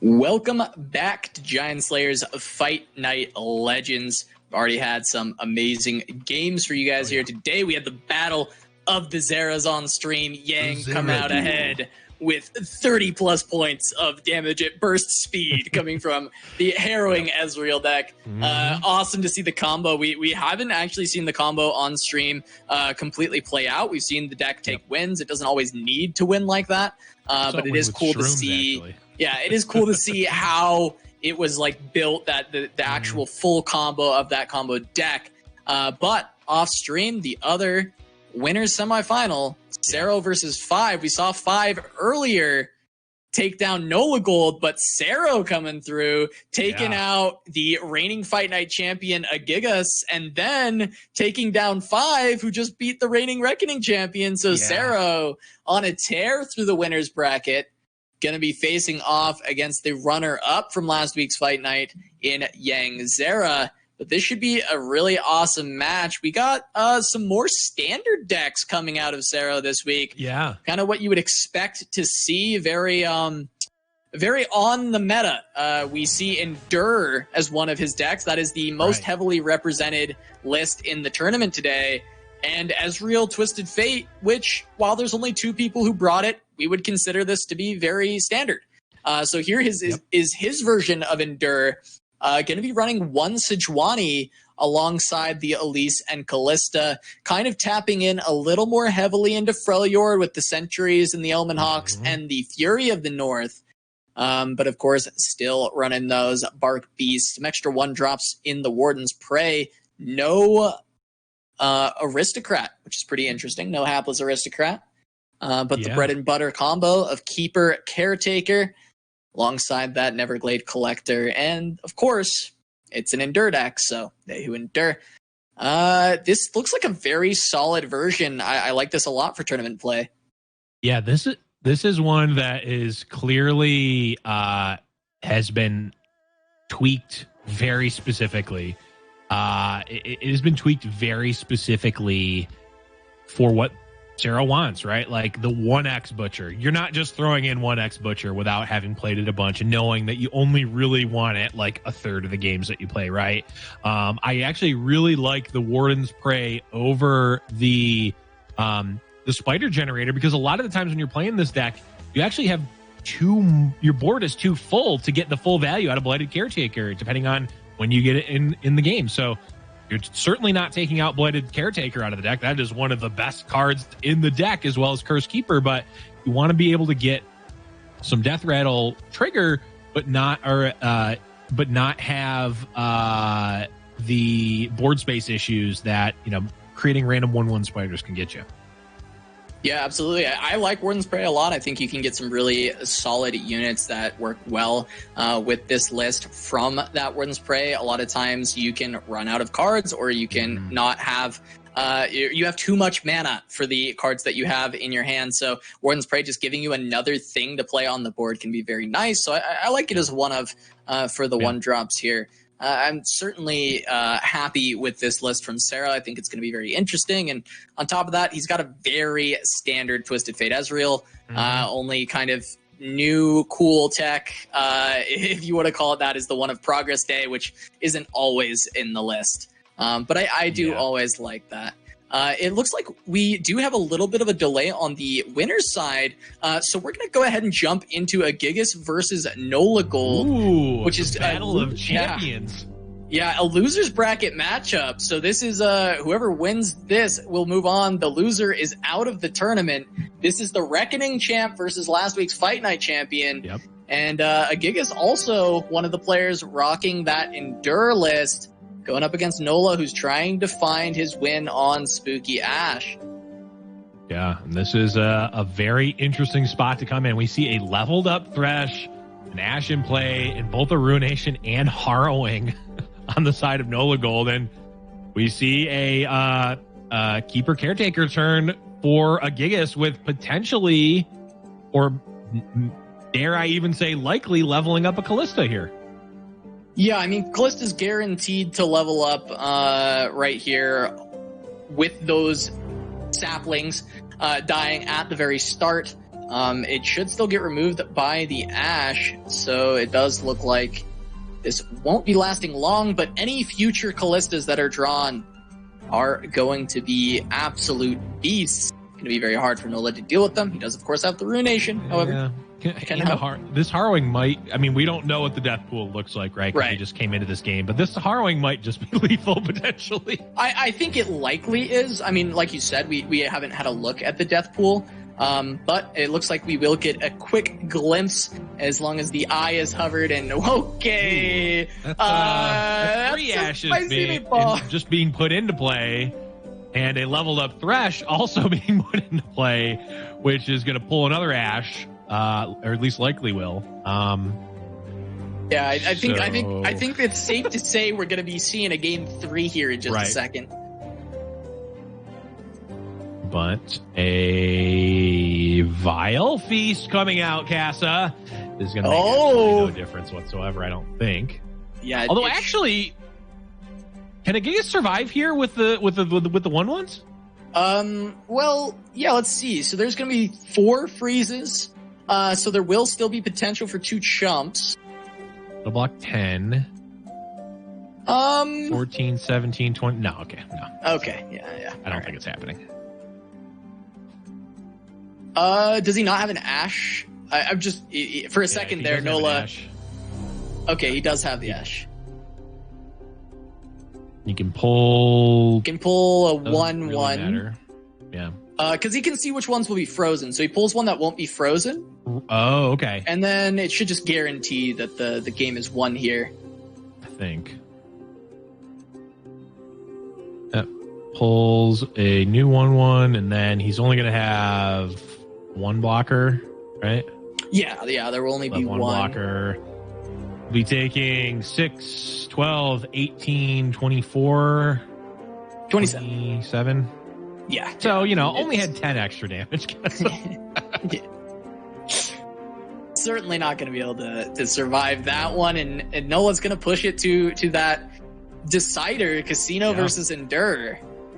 I do think Casino has a little bit more game against Endure than it did against the Demacialist, even though he was pretty quick against that one. But notably, Casino does not have a great answer to the actual card They Who Endure itself. So that is true. He will need to be able to find the victory before that if he's going to find the win, but he's going to have a shot here. Game number 3 going to be coming up between these two. Nola tying it up. You wouldn't want anything less from a matchup of players of these caliber. Yep. Always want to see the game 3, and we always want to see Nola on Casino. Oh yeah, definitely want to see Nola go into the Casino here. It's like you said, I think it certainly will put Nola into the aggressor's seat, right? If Agigas can get set up and get a big They Who Endure, it's just going to happen, right? Nola doesn't have ways to interact with it besides like a Twisted Fate gold card, but that is not going to stop an atrocity from coming out. So depending on how quick Nolagold can get to can come out here, is going to really dictate the flow of this match. Unless, Casa, we see a gigantic slot bot that's big enough to block a They Who Endure. Look, it is certainly possible. It's not likely, but it is possible. I've seen some very big slot bots get picked up. Agigas does not have interaction with the slot bot, but I do expect that even though this slot bot likely will get quite large, it will be continually blocking and chipping away at those stats that it is building up. If you had to bet here, Casa, would you bet that the They Who Endure is going to be bigger this game or the slot bot in terms of total stats? Or I guess just in terms of power. We'll go in terms of just power. In terms of power, I think with this draw from Agigas, as long as he picks up a Caretaker, it'll likely be the Endure. Even though I'm looking at this slot bot hand with double Rummage, it's honestly Nola needs to be interesting. He needs to pick up something to actually use these rummages on, though. He really needs to find something like that, pick a card to get a bunch of fleeting cards into the hand that he can try and turn into something more, substantial, actual real cards in his hand that he can play. instead of just these rummages, because right now, I mean, yes, leveling Jinx could be huge. Then he can start generating a lot of card draw every time. The fact that the Callista got hit by the Omen Hawk is actually huge here because the Get Excited cannot kill. Exactly. Yeah. And nothing can block it. Nothing can block the Elise. We're just going to see... Well, this is a big play. I like this a lot. You go for the rummage, you get 4 attack on your astute academic, and you get rid of this Callista because she is going to get out of control. It's going to be a lot of trouble for you because 4 HP, that 4 toughness, is such a big break point in Legends of Runeterra, and Nola does not have great ways to deal with that, so he finds a way to do it with the rummage. I really love that play. That's a huge play. He's certainly in a much better spot than he was just a moment ago. Well, if you're betting on the if you're in the bet versus Slotbot versus They Who Endure battle, Slotbot currently is topping out at 1 right now.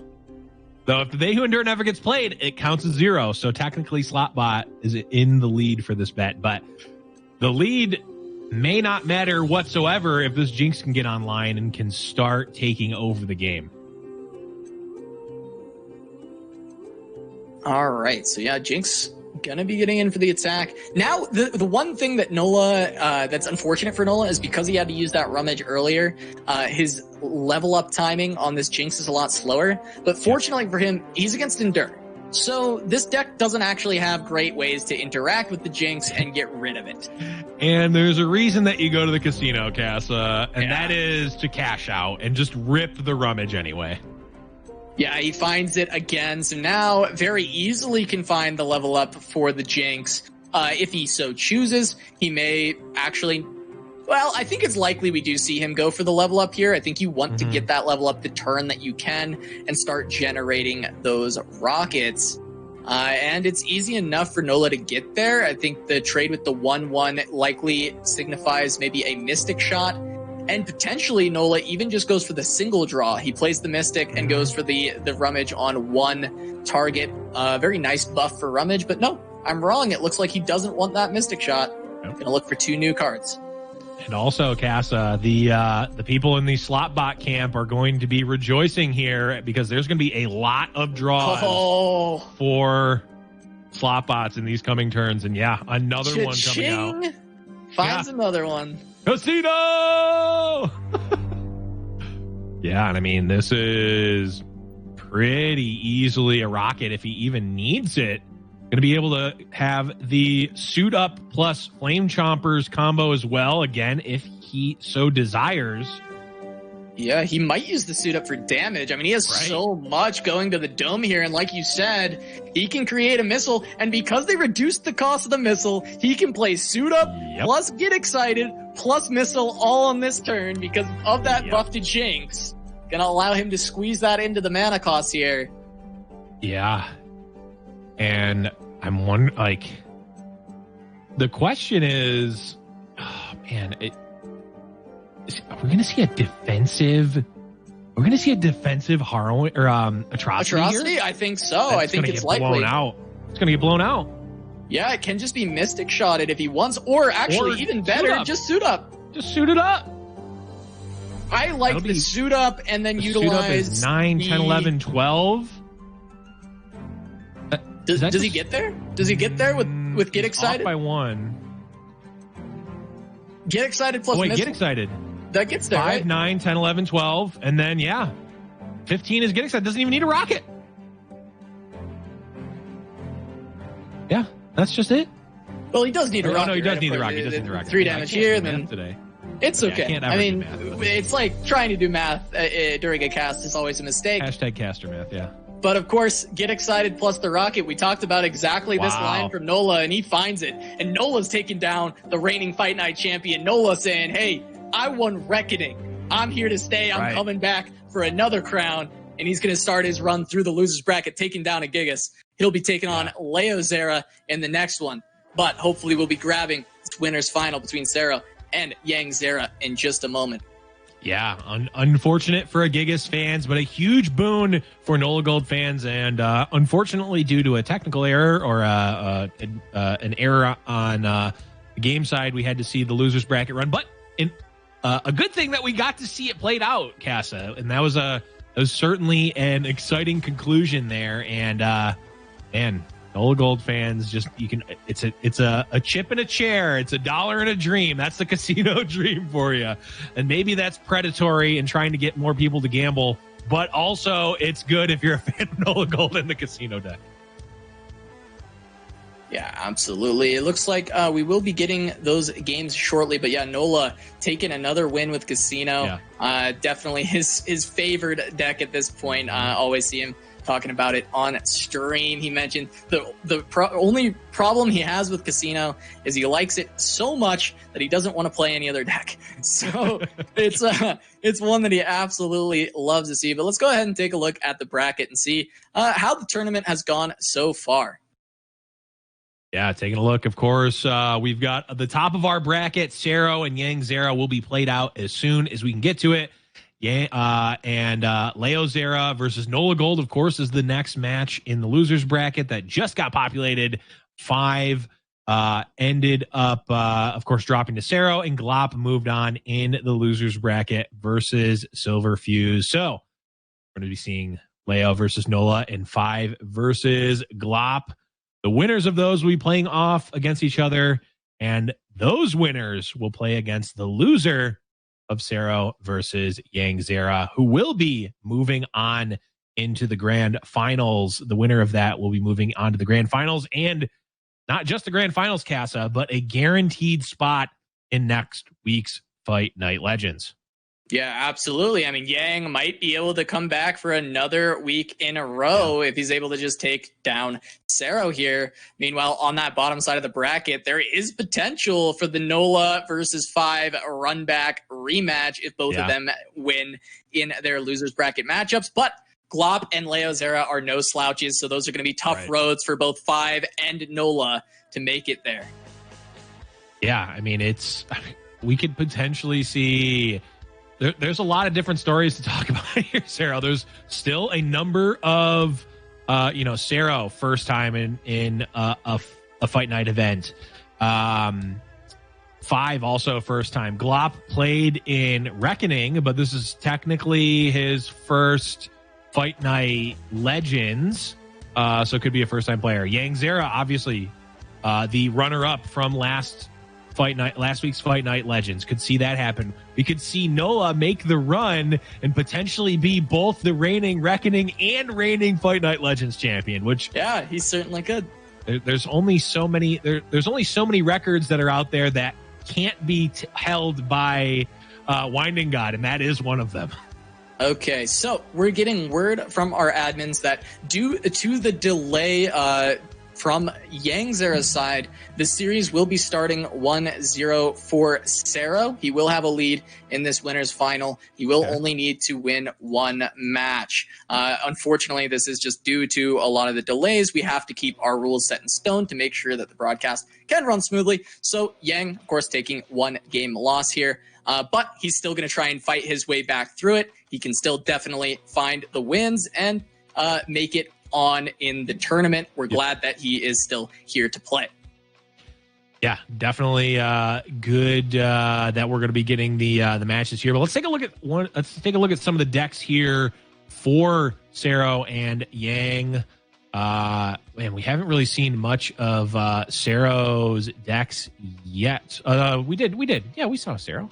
Yeah. We saw a little bit. Yeah, we checked out his Endure list, and we know the other deck is TF Ezreal. We talked about the Progress Day, which is kind of a little bit of a difference that sometimes you don't see this included. I like having the extra card draw, like the consistency, but of course sometimes 8 drops can be hard to play. I do feel like TF Ezreal has good ways to get ahead on board enough that you can make room for a Progress Day, and that refill can be so powerful, especially because this deck really needs to hit Riptide Rex.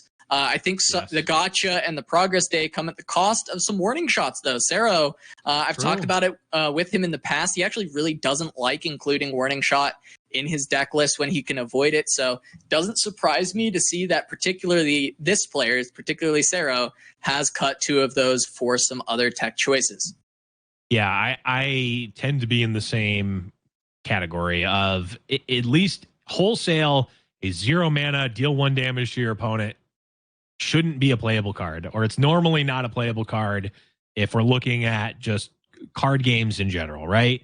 So it's obviously much better in Legends of Runeterra and specifically these decks because of cards like Riptide Rex, because of cards like Jagged Butcher and being able to start off strong, Black Market Merchant as well. But in a vacuum, Warning Shot shouldn't be a good card. It shouldn't be the type of card that you want to put in your deck. So cutting it definitely makes a lot of sense. Now, that of course comes at the cost of some of the synergies that we just mentioned, but we're getting cards like Progress Day and Gotcha. Again, this just... Of course, just a quick OBS issue, and we are still back here, ready to go with this set as soon as it comes back. We were just talking about Ezreal Twisted Fate being run by Szerro. Very excited for this version. Got the Poggers Day, as chat is saying. Of course, it's excited to see that. Progress Day. That writes itself. It's not that hard. Come on, chat. I expect more than that. I expect more But of you. Cutting the Warning Shot, we were talking about that. I always liked the Warning Shot cut until I had a game where I didn't have a Warning Shot and I had a Rex, and it's like, I should always have a Warning Shot when I have a Rex if I'm running 3 Grift or 3 Warning Shot. So that's like always been my argument for it, but specifically, I like, if you're going to cut it, to be running the Progress Day, get more of that card draw to make more consistency of finding your Grifter or your Warning Shot for your Rex at some point in the game. So I am definitely a fan of how he went about it, more so than anything. So I am excited to see how it plays out in this matchup. Yeah, I mean, also, it's a burst spell for Ezreal. Not that that's going to be super relevant, but it also... if you have a Twisted Fate out and you're playing a Progress Day, that is a pretty quick way to get him leveled up. But we're going to be jumping into the game. Szerro versus Yangzera here. The Endure list versus the Ash Sedge. Yeah, and of course, with that game lead for Szerro, it does look like Endure is the deck he has selected. He will need to find the win with. So it's going to be the Cursed Keeper to start things up. He's got that as the 2-drop. And Yang on his Ash Sedge. This is actually a reasonable matchup into Endure because he's got those freezes to deal with Endure later. Can set up like a Freeze Reckoning or Freeze Culling Strike to deal with that big unit. So I actually like the odds of Yang in this matchup. I think that Ash Sedge does particularly well against Endure. It's one of the reasons that Endure initially fell out of favor, but it started to come back a lot as it is just a very powerful deck. Yeah, of course, in general, a reminder. Sorry, Blevins. Just a reminder that Szerro is 1-0 in this matchup. Yang, unfortunately, had some problems that were related to his own setup that were causing delays, and we do have a time rule during Legends, so there is a game loss that went to Yang for being late to the matchup. Szerro gets the 1 win, but Yang, of course, still here to play. Yes, exactly.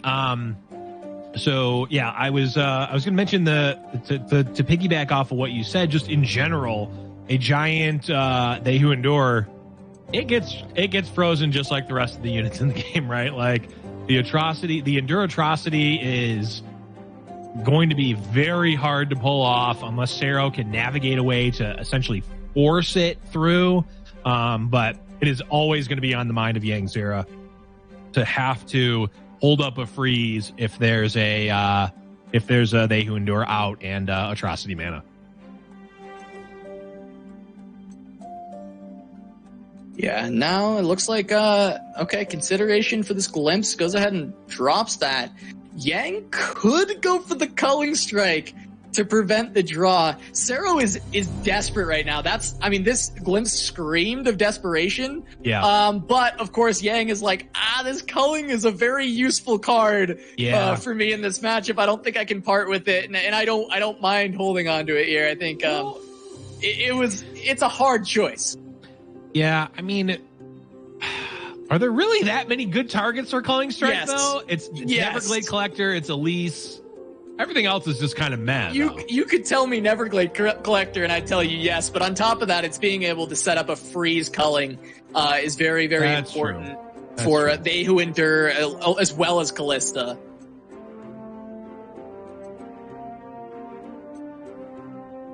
But yeah, absolutely. I mean, this trade in itself is worth holding on to the culling.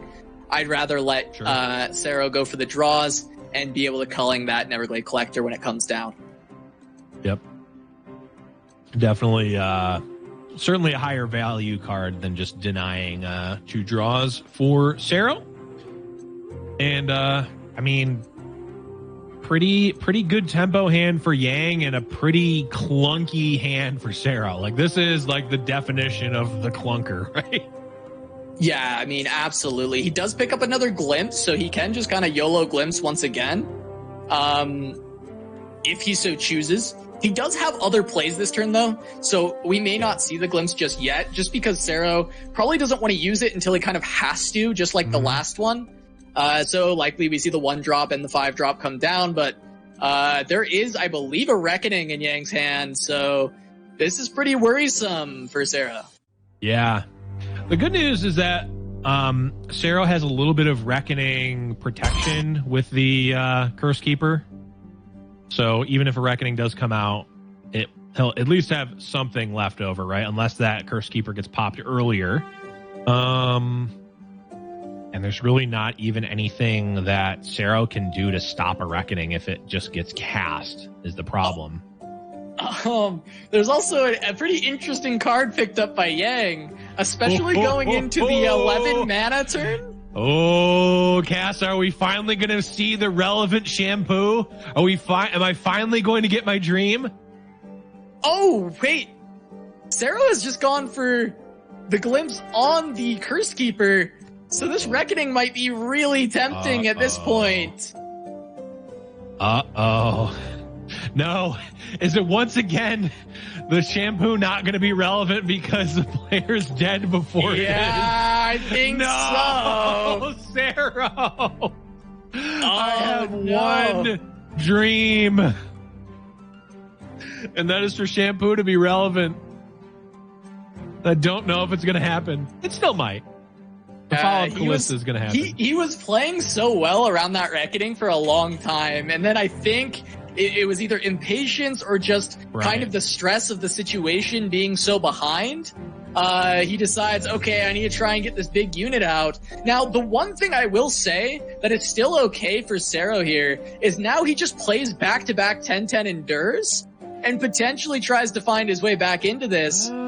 But maybe Yang can just go too wide. Yeah, he's still got the Shunpo. That 10-10 endure is going to be a 0-10 when this Ashe attacks the second time this turn. This is not going to matter. I think this is just game. So, okay, it's 10 mana. Here's 10 damage. It goes down to 8. The 6-2 survives.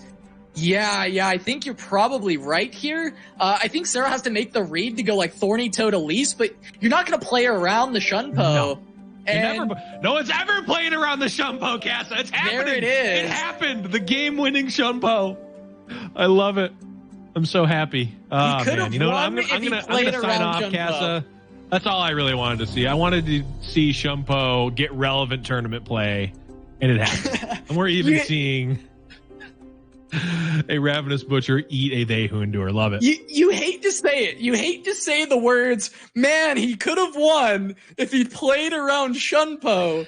Because who's going to play around Shunpo? No one. Nobody does it, which is so why good. I love this card. I love this tech from Yang. Because honestly, that game was stolen. I really think that Szerro, even with the misplay around the Reckoning, piloted a very well, considering how bad the draw initially was. He made it to the double endure that he had, and realistically, if Shunpo is in the deck, he should be able to find his way to win, especially because he had the second one. So even if there was like a freeze, he might still be able to win. But no, now it's going into the game 3. Technically here, this is match point between Szerro and Yang, and we'll see. I mean, Yang gonna be playing that Ezreal list, and again, double endure for Szerro.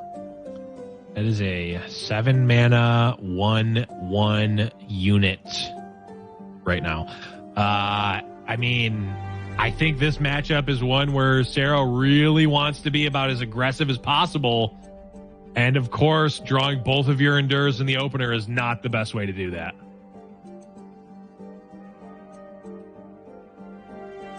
Looks like just a little bit of lag on the stream here, but we should be able to get that back in just a second. Yep. Do you see the double Endure? It was a Bark Beast versus and an Avarice and Sentry start as well for Szerro, so we had some early plays. I didn't pick out what Yang had picked up if he had the quick answers, but we'll be getting that back up in just a moment for you guys. But I don't know. Who do you think has the edge in this matchup in particular? Because we haven't seen a ton of the Ezreal deck yet. Yeah, we haven't seen a ton of it, but I'm just wondering, I mean, again, the same concerns I had for this deck the last time we saw it are still here. The only hard removal in the deck is the 1 Ruination and the 1 Vengeance. The difference here is that the Static Shocks, the Mystic Shots, the Vile Feasts are all still good in the matchup, right? Like, all of those removal spells are still useful against the other threats in Szerro's deck. Yeah, specifically the Endure that's hard to deal with. Right, of course. And you did say the 1 Vengeance, so that is at least a tool. We do know that Szerro is rocking 2 Endures in his hand. We won't have Szerro's hand. It does seem like the lag was possibly on his end there. So we do have Yang's perspective going forward. And yeah, Yang does have a decent amount of these early game cards with the Zonite Urchins. And he does have an established Ezreal on board, generating Mystic Shots. So Yang does have great early removal tools to try and deal with some of these things. And it's so good. It's so good. Yes. Just the flexing of the Fading Memories there. Just such a good card in this deck. But this also Yang correctly realizing that this is a raw Ezreal matchup where, hey, I can play this Ezreal with essentially impunity. The only ways that you have to interact with it are Vile Feast if I put my Ezreal down low enough, and Atrocity, which if you're using an Atrocity on my Ezreal, you're probably in a pretty bad spot. So Yang even deciding to block with the Ezreal, which of course is fine because he even wants the Ezreal in the death pool. So I'm realizing that the Ezreal can just be played out with impunity certainly makes me think that Yang is pretty heavily favored here. Yeah, and we see, a Glimpse Beyond can be able to answer this Vile Feast. Coming out from Szerro, he's got that Glimpse, going to be able to find some additional cards.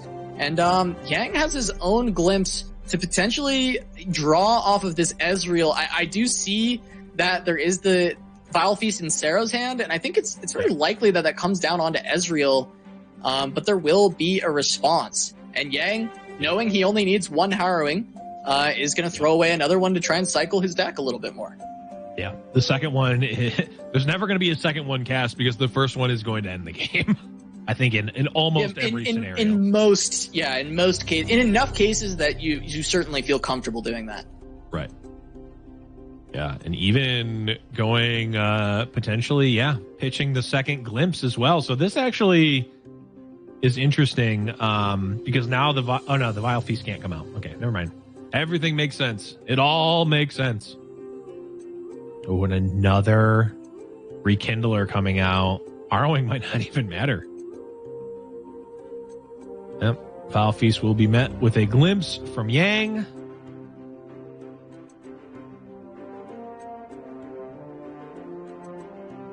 Yep, of course, we just talked about that there would likely be that Glimpse Beyond to answer the Vile Feast, and there's another Ezreal available for Yang alongside even the Rekindlers. So Yang is in a very, very good spot here. Like you mentioned, being able to play it with impunity is certainly helpful because he can just continually generate these Mystic Shots. Like, for instance, 3 mana Ezreal, go in. He's already swinged, so of course he can't swing again. But if he can get any attacks in the future, he will have great removal tools for almost all of Szerro's units and can even set up things like the Static Shock even better. Yeah, but the problem for Yang here is that Szerro's got a pretty scary board right now, and There is the static shock, and I guess there's some good blockers from Yang's side, but Szerro might be able to put forth a pretty big board here. And depending, I mean, if this Harrowing doesn't come out and win the game, we know that there's 2 They Who Endures in the hand of Szerro. Right. That's true. And the Vengeance hasn't been picked up, but even if it does get picked up, like you said, I mean, that's 2 in the hand. So just 1 Vengeance is certainly not enough to cut it. Yeah, I mean, and I think I'm imagining, depending on how big they are, a single swing from a They Who Endure might just end the game. Not sure exactly how large they're going to be, but they were in the hand from the beginning. Of course, there's been a lot of trades. And but the problem, Casa, is that this might, depending on how many ticks Ezreal has, this might just be over. Right. Can these Ezreals get close? I mean, he's got the static, but he's not at the he's not at the break point where you see the Ezreal's arrows light up a little bit. We'll see if we get to see There's the Vengeance where he is, but he can generate multiple Mystic shots. Vengeance to answer the first Endure. Yeah, and here's the other thing. I don't know if we saw an Atrocity in Szerro's hand or if he maybe picked one up. But depending on the sequencing, Atrocity is lethal here. If Yang ever goes below Vengeance mana, Atrocity can win the game. That's true, and that actually, the threat of that might cost Yang the game. Right. Because he needs to play cards here. He has to be able to... okay, the Endure comes down. Yang is free to dump his mana pool. Yeah, I mean, he can cast the 1 Vengeance, but he's going to need more, right? Wait, was he only 3 of 8 there? There's no way, right? I mean, the first arrow is 4 of 8, right? This will maybe be 5. Let's see. No, that's 4. Wow. So that is certainly not good. No. And this attack, I mean, at the very minimum, They Who Endure is attacking in Thermo for 9 mana though. 6. Yeah, he needs 10. He needs more mana than he's going to have next turn to be able to kill this Endure here with a Thermo Beam. Open attack, I think, is just lethal. You can gain 1 extra with the Vile Feast. Not quite. No, yeah, not. You have to block Elise with the 4/4, and then you block 3 damage from it with the Ezreal. Takes 7. You can block 2 spiders. You would be on 1 without using any spells from your hand. Okay. He does have the Vile Feast as well. So open attack is not lethal. That is a good thing for Yang. But again, now... So the interesting thing here is that because Szerro has seen the 1x Vengeance get played, Atrocity is lethal, right? I don't think... There's no freezes... Okay. So does this guarantee it? Because that's 8 damage. Guaranteed if he goes through the Ezreal with the They Who Endure. Right. And then there's still... So you have to kill the Sejuani here. So you have to Thermo the Sedge. So that basically just guarantees the game, because now there's too much damage for you to deny all of it, I believe. Thermo Sedge, and then if there's a second... Wait, Thermo Sedge, it might... Fury, yeah, I think it's 9. Fury of course ends it, but I think this is still exactly 9 that Szerro pushes through. Wow. Which would be crazy. I wonder if Szerro needed to freeze the Rekindler. If Szerro freezes the Rekindler, then Elise can't get blocked. That's true. Ooh. Oh yeah, I mean it's certainly done. Yeah, of course. That's it. That's gonna do it. Szerro is gonna move on to the grand finals, and he'll Wow. be returning for next week's fight night, but still has the opportunity to go for that first place. He will be awaiting his opponent. And Yang will be dropping down, waiting in the losers final for a shot at redemption to try and play Szerro once more. But Yeah. we will have the losers semifinal coming up next. That'll be Glop, who took down 5, versus the winner of Nolagold and Leozera. We'll have that match coming at your eyeballs as soon as we can.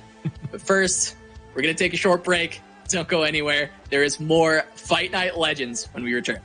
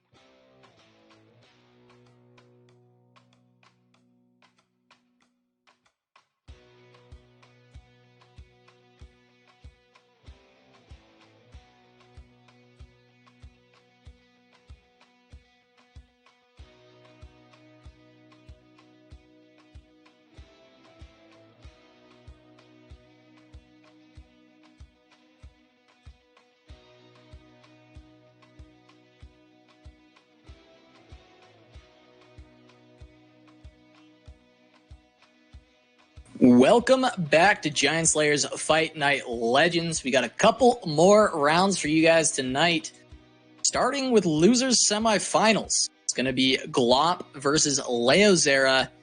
Both took down their respective opponents in the losers quarters. We saw Glop take down 5 and Leozera took down Nolagold. Yep. So Nola out, Agigas out. That's the defending Giant Slayer champs, different tournaments, but defending champions nonetheless. Yep. Both of them out this week.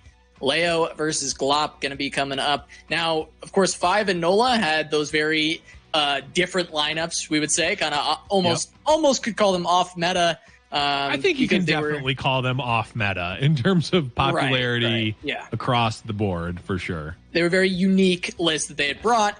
Leozera and Glop a little bit more standard. Going to be making it through. Leozera, we said, well, actually, Leozera does have Swain luck. So I don't know if I can call that one meta either. So Leozera on that Swain Lux and the said GP, whereas Glop is running Ash Nox, one of 2 players with Ash Nox, and he's running Ezreal Karma, actually the only Ez Karma player this time around. Yeah, the only Ez Karma that is in the event, which is interesting because it seems like the Ezreal Karma is like the pin of the format, whether it's the most played thing or the deck that everyone is trying to beat. It seems to be sort of at the nucleus of the meta, if you can call it that. But yeah, we see it here, and a pretty standard build here for Ez Karma. Nothing too crazy. Has the 2 Steel Tempests and no Hand of the Dragon. Is that what it's, I don't know the names of cards. Whoa. I mean, okay, so no claws, no eyes. No claws. Okay, hand claws. It's the same thing. No claws, no eyes. Eye either. That's right. I didn't even That's notice. pretty interesting. Instead, we've got the Zonite Urchins kind of being brought in, trying to draw a little bit more in the spirit of Spirit Blossom. We've got Yone being picked up here as well as a one of. We actually saw very good value out of Yone in last week. I believe. Yes, we did. Actually, was it Agigas that was playing Yone? I think it was. It sure was. Yeah, in his run to victory, he was running that Yone. And double deny, but the Steel Tempest, another interesting card that is kind of kept as karma in the format, even though it's not seen as commonly, we still are getting those. And it's been quite powerful. I think people are still getting over the I won't say death, but the fall from grace of Sir William of Ionia, who is not seen nearly in the same breath that we've seen it before. And Steel Tempest, I mean, we've seen be very good. I mean, Yone obviously is a very swingy, strong card when it's played. Steel Tempest is like a little baby Yone, right? You're still getting a good amount of value. It's very cheap. That is the biggest thing. Cheap, Ezreal trigger, effectively gaining life. Those are all things that you want in this Ez Karma deck. So certainly working out. Yeah, certainly so. I mean, another deck that's I've been excited about throughout the day is Leozera's Swain Lux list. This is one, Agigas was the other player that brought it, and unfortunately we didn't get to see Agigas on stream at all today. Definitely compared to his last performance, not quite, not nearly as good as last time. Maybe the lineup not working for him, but clearly Swain Lux is working for someone else. Of course, Leozera here running that combination of champions. We saw it earlier. We saw it, I believe, when Leo dropped to the losers. We saw Yang take this deck down. So it didn't really impress the first time around. But, of course, maybe those matchups were not exactly great for Swain Lux. It's very hard for me to say as I haven't seen enough of this list. So I am very interested to see how it will perform in this matchup. I'm realizing a couple of things here that I didn't realize before when we were evaluating the deck. There's not a ton of non-combat damage to be dealt in this deck. Now, Concerted Strike and Single Combat do count as non-combat damage for Swain. However, the units that you're single combating and concerted striking are not really that big. Your most common, I would think, target is either a Vanguard Sergeant or a Grizzled Ranger. So single combat is maybe doing half of what a Noxian Fervor would normally do in terms of Swain ticks, and Concerted Strike maybe doing as much or more, but it's a 5-mana card and it can get blown out. So the Swain certainly feels less powerful in this build than it does in some of the other Swain builds that we see, and I think that is really the game we saw it. We saw one Swain drawn, 0 Lux, and it really seemed to show at that point. I mean, certainly so. I think the one problem that we saw really accentuated is the fact that it lacked a lot of removal that doesn't revolve around your unit's attack values. It has the concerted strikes and the single combats. Mm-hmm. And we saw against Ash Nox, Yang just slammed that down with a Harsh Winds, and the Ash on board froze everything, and there was like 9-10 mana that couldn't be utilized just on the side of Leozera, and he ended up just dying on that turn from like 16 HP. Yep. So it's definitely struggles against that Ash Nox, it seems. And well, guess what deck Glop happens to have on deck? Yep. Potentially that Ash Nox, different version, no Shunpo. And only one Reckoning, also no Kato. This is the Hearthguard version. Yeah, but I mean, interesting. You see that 3-drop in there? That's not one we see all the time. That's true. We don't usually see Sentry in this deck, so that is very interesting. Actually, it's almost like a worse, more expensive, doesn't provide a freeze for Ash, Avaros, Iceveil Archer rather. Right. Yeah. I mean, yeah, it somewhat does the same kind of thing that the Iceveil Archer does. It can be a little bit more aggressive because you can stun on offense. You're basically developing a unit and removing a blocker for 3 mana. But yeah, I'm surprised by this tech choice. I really am. It's not one I would ever expect to see in this deck, to be honest. It really is not something like normally in this slot, 3 mana, you would run the Rhyme Fang Wolf. But sometimes instead, we see the Rhyme Fang Wolf. We see the Sentry here. Yeah.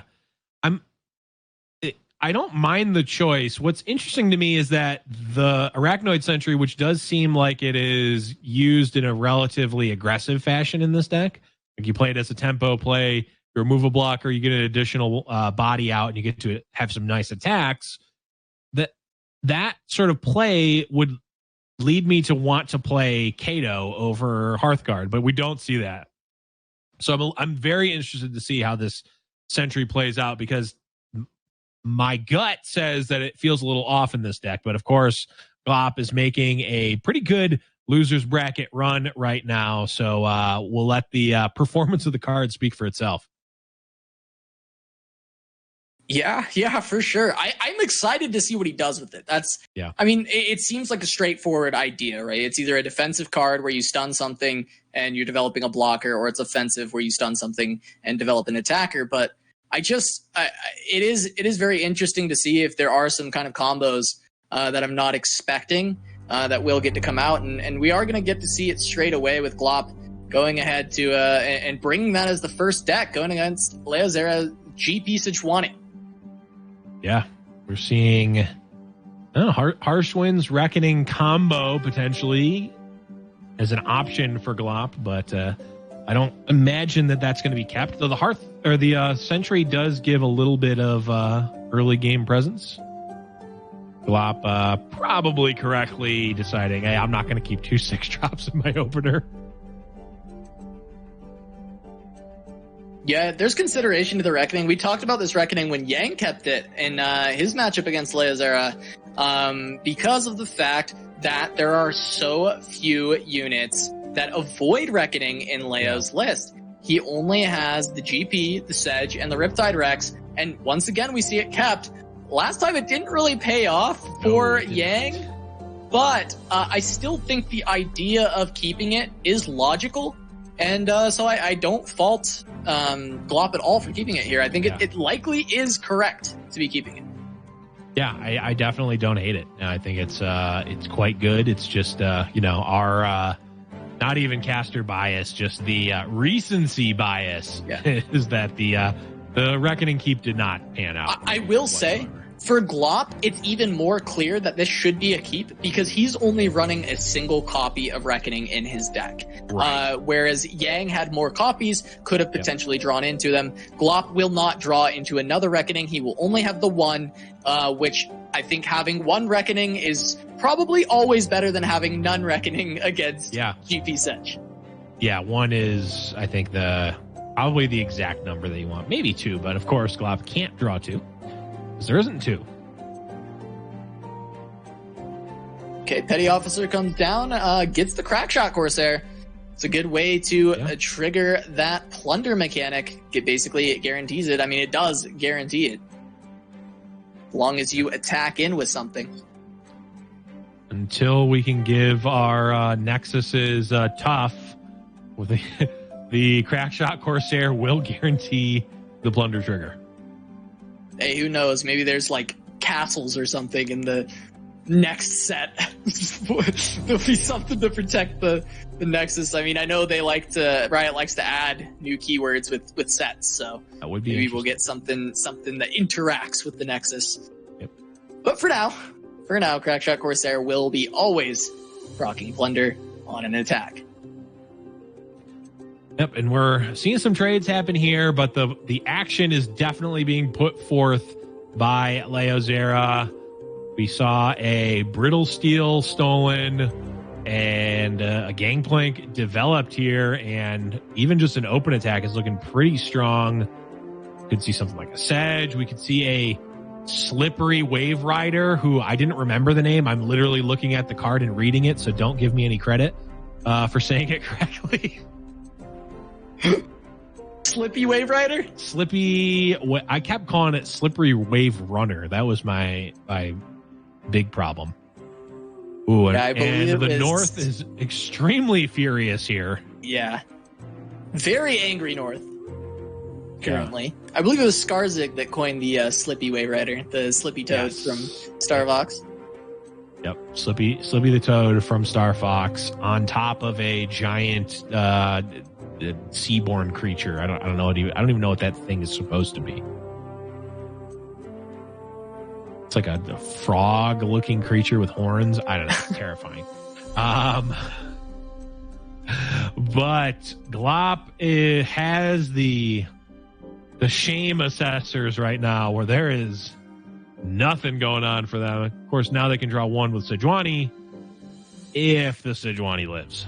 Yeah, I mean, this match is looking like a flop for Glop here. It looks like it's going to be just a warning shot, Riptide Rex to seal things away on the next turn. Yep. Sedge is frozen. Send in the attack for the beam. Send in the message. Yeah, not really much you can do. Bumping uglies. Oh, yeah, that's a great emote for this scenario here. Yep. Interesting warning shot going for the level up, and he top decks another one. He didn't need it, right? Because he's got the Crackshot Corsair. Yeah. It guarantees that he's gonna proc the blunder, but he just for good measure, he picks up another one. Yep. Now the attack goes in. Glop gonna play something on board, and here comes the Riptide Flex. Yes, that is the flex. Glop just has that, like, the little chuckle of just like, yeah, I wasn't doing anything that game. Pretty big beat down by Leo there, and that is going to put him up one game versus Glop here on our losers bracket side. Yeah. I think Glop is not perturbed whatsoever by that match. I think he's like, okay, well, I didn't have any options. This was just a loss. We're going to go ahead and move on and try and take down Leozera's Swain Lux deck. From what we saw earlier, I suspect this is a good matchup for Glop, so I'm sure he's not too upset by having to play this one out. And then it'll just come down to the As Karma if everything goes as planned. Yeah, this Swain Lux deck doesn't seem great against either Lux Karma or this Ash Sedge deck, which really makes me wonder why I would want to bring it to a tournament. But of course, Leozera has much more experience with the deck than I do, because I literally found out that this deck existed today. Yeah, I've played it 0 times. I'm interested by the deck in general. I really would love to discuss with people about its matchups, why it got brought, because certainly we have not found the good matchup yet in the games we've cast, right? It does seem like Leo has run into matchups that seem not very good for him. Right. And so I'm very curious what the matchups, what this deck is targeting. Yeah. Of course, draws like this for Glop are certainly ways for any deck to get a W.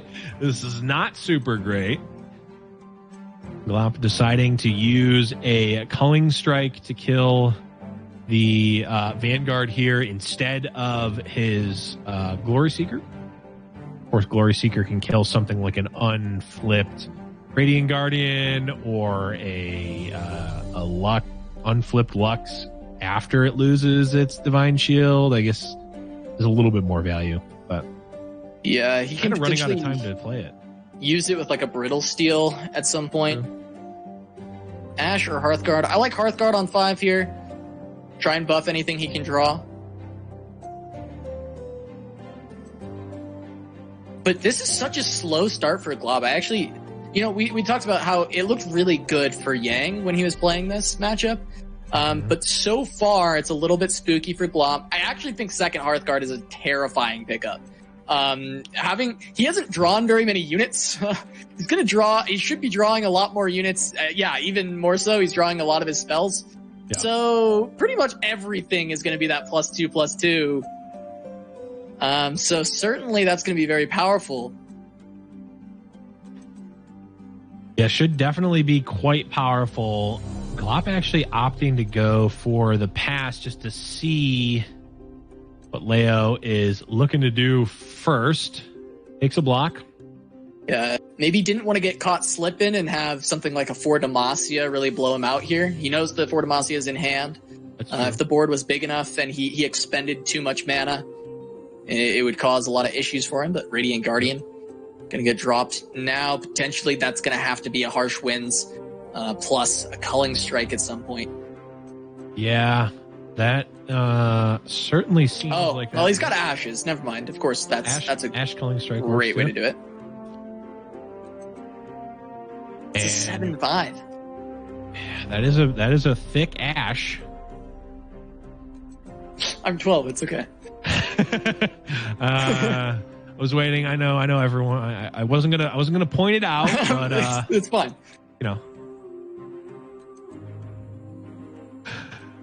Attacks coming in here and a couple of chump blocks. Glop looks like he's considering maybe a Brittle Steel here. We know Glop does know that there is Noxian Guillotine in the deck. Do I know if there's Noxian Guillotine in the deck? There should be a special copy, yeah. So actually, Brittle Stealing to keep the Ash at full health. I kind of like it. Yeah, it could be a triple Guillotine here, and that would be devastating for Glop. And Glory Seeker finally coming out to potentially contest the Lux, though I don't really imagine that that's going to happen. Yeah, it'd be interesting to see if Leozera goes for like an unyielding here. I think that'd be extremely YOLO to do, to say the least. Yeah, I agree that would be that. Ooh. Because freeze culling is always a threat. I almost just like the Leviathan develop, but there's still a concern there's a concern for Reckoning in that case. If you went for that, there could be a freeze onto the Leviathan and then a Reckoning. Yep. So this is a pretty hard turn to navigate, actually. Mm-hmm. Yeah, the one of Reckoning is very scary. I do like this Death's Hand, though, because it now, at the very least, is saving Lux from the onboard threat next turn. I would imagine Glop is probably just passing back here. I don't think there's... so there's not too much pressure to kill the Lux and or Radiant Guardian right now. But there's also, I don't think, too many punishes either. Well, yeah, there is still the Unyielding Spirit available. Oh, that's right. Which, if it's just waited on and played in response, then of course it'll just nullify everything that Glop tries to do. So he does have to worry about that threat while that 8 mana is existing. And so Glop is kind of priced into just passing repeatedly here. Well, actually, no. This should be fine. He can Frostbite and then block, right? Yeah. So what he can do is he can just put this 6/5 in front. I think this will prompt Leozera to potentially. I'm trying to consider. Oh yeah, playing around Noxian Guillotine, of course. Gonna make sure he uses the undamaged unit, and now he's got Harsh Winds on open attack with the leveled Ash, and we might see the exact same situation that we saw earlier that Leozera ran into. Yeah. Where it's just, you've got 1 million mana of stuff, and it doesn't matter because all of your units have 0 attack. I mean, look at his hand. He can't play. He can't play. He actually, I think this open attack just wins once it does. Yeah, it does. We actually see it happen. The Leviathan draw. As long as Glop goes for this, he just has the game. There is not an answer, and Glop almost gets baited by his assessor here because. I mean, that's a juicy assessor. I mean, if there's one thing I like more than winning the game, it's drawing cards. So I certainly wouldn't blame him for doing so. But also, I think Glop probably just wants to take the W here and go to game 3. Of course, it looks like he will be able to push it to a game 3 because once again, the only removal available is a single combat. And when you don't have any attack, it doesn't really do much for you. There is this Transmogrifier, which... Actually, does that make a difference? Does that change? I think it does. Oh wait, I think it did. No, it's fast speed. Right. That card's... He could have played it there. Oh, what? Would have made something at 0 power? Yeah, that would have transformed one of the 6 attack units into the spider. 2/2. Yeah. Well, that's not one that you're usually playing around, right? Like, not used to having a Transmogrify in your hand. Interesting. Oh. I think there was still mana for Culling Strike. And so there wouldn't be, since Transmogrifier plus Unyielding would be too much mana, it still wouldn't be able to get there. But you still need to try for it, right? Interesting. I mean, either way, the game was going to Glop there. Yeah.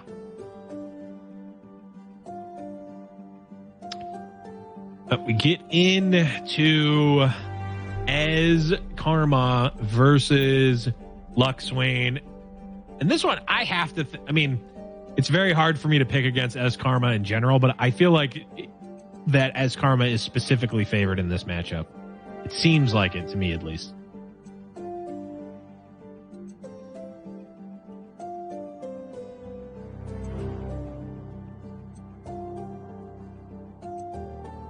And Static Shock coming out, dealing with part of the House Spider. Zonite getting a full value by discarding a Jury Rig. Plays kind of his own House Spider in a way. Glop's playing a makeshift House Spider. I think Chad is misunderstanding what the Transmogrifier would have done there. Yeah. And I want to make sure that they know, because I think that it's a great learning moment. Transmogrifier, you could have turned the 6-power. Yep, you could have turned the 6-power unit into a 0-power unit and lived on 2. It's not that you were using it to turn your unit into one with attack and block at that point. Yeah. You were only going to -4. So transforming a 6-power to 0 would have kept you alive. But yes, there were still potential interactions from Glop, and he still would have won that game. Just interesting to see Leo not go for that.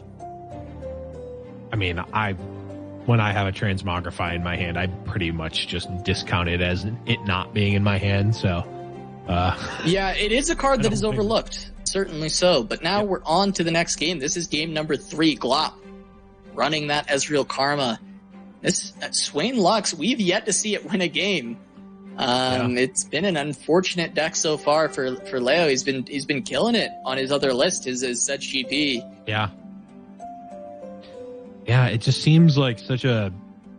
It's like intentionally clunky, right? Because Lux is playing all these expensive spells, and Swain like kind of has synergy with Lux because all of the single combats and concerted strikes still work, and the Lux lasers work. So I think in this case where you have both champs out, it's pretty strong, right? And that's the case that that's the instance that Leo has found himself in. So maybe this is the time for it to shine. Yeah, and I mean, it is looking a lot better in this game, right? So, of course, this is just, he's able to get the Swain and the Lux on board. They're established. It's certainly hard for Glop to find removal. Wow. Single combat, keeping the Lux HP high and sacrificing the Swain HP. Deciding it's much more important, and also just getting use out of the attack coming through from the Swain and not letting the single combat, or sorry, not the single combat, but the Steel Tempest gain as much value as it really was already doing. Yeah, that is kind of interesting because it's not like single combat is a useless card here. So this is a real cost that was paid. Of course, it does. I guess the other consideration is that there's not a lot of necessarily targets in Glop's deck. Like obviously you've got Ezreal and Karma, but maybe he just wants to get some mana into the Lux prematurely. I don't know, because right now like Leo can obviously play the For Demacia, but all of the other spells are uncastable if there's not a unit on Glop's side.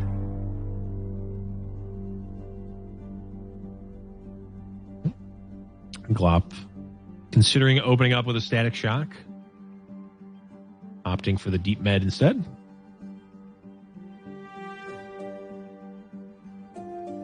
Oh, I saw the quick hover. I'm not sure how many ticks Ezreal's at. Yeah, he's certainly still a ways away, but he has the double static, so Glop can get there still pretty fast, considering that he's still quite a few ticks. Yeah, I believe that's putting him at 5.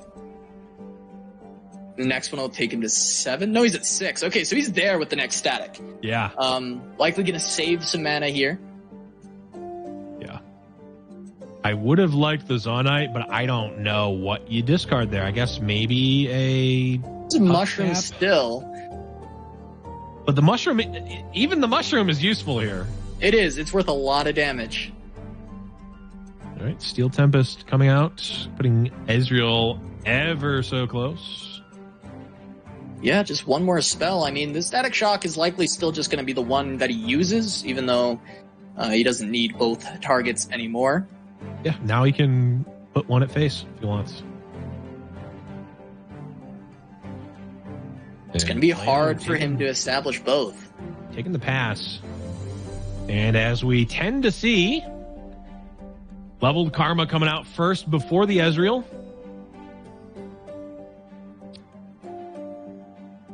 Big Karma coming down with the 13 total mana. Always a good spot. Yeah, I think Glop expects this Karma to die, and he's just trying to develop one now. He can potentially go for a lot of card draw, or just try and use something like this Gotcha as just a swift way to try and deal with the Lux. Yep. We'll likely see the Lux's Prismatic Barrier come out, and then we will, from there, likely see the double Static Shock come out, which will actually clear almost all of Leo's board. All but the Spider. Yep. And it's just down to Glop trying to establish both champions on board. I don't even think he really needs that. I mean, he's going to be facing down the whopping total of a single 1/1 and a House Spider in hand. The For Demacias are kind of scary. Maybe not really at all. And of course, he has the additional Karma and 2 Ezreals in hand. Ezreal, of course, is going to be leveled here. Seems like a pretty easy Static Shock, and yeah, it played out how I drew it up. Very much so, and there's the double for Demacia in hand, so Glop knows, hey, there's 3 cards to deal with what I've got, and what I've got is all of my Karmas and 2 of my Ezreals. Yeah. And oh, by the way, Ezreal is going to be leveled up when I play him. With an active deep med, and he can also play a leveled Karma with Rummage again. I mean, this seems like Casa, this seems like it's over, right? Like, the 4 Demacia is maybe scary? I mean, yeah, he technically only has an answer to 1 unit right now. I think the Zonite actually has to come out and potentially chump block.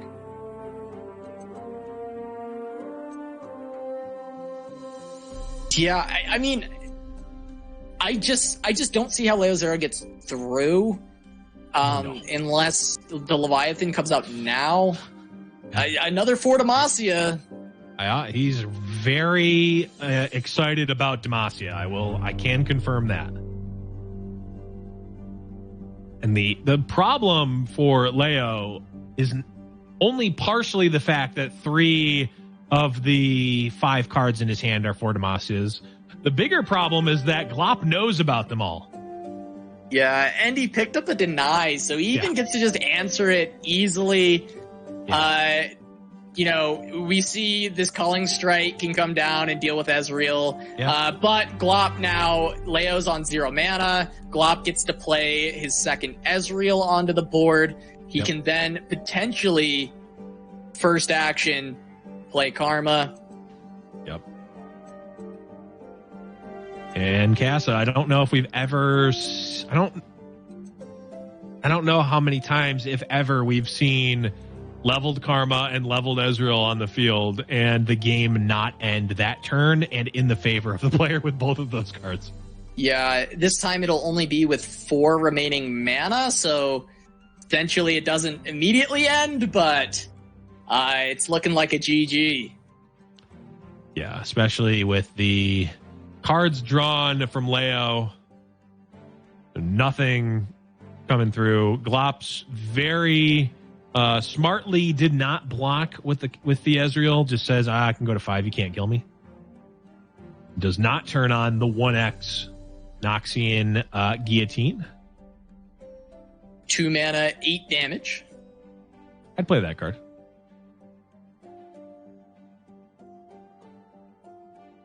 Yep, it's as simple as passing the turn and casting the spells in your hand that have burst.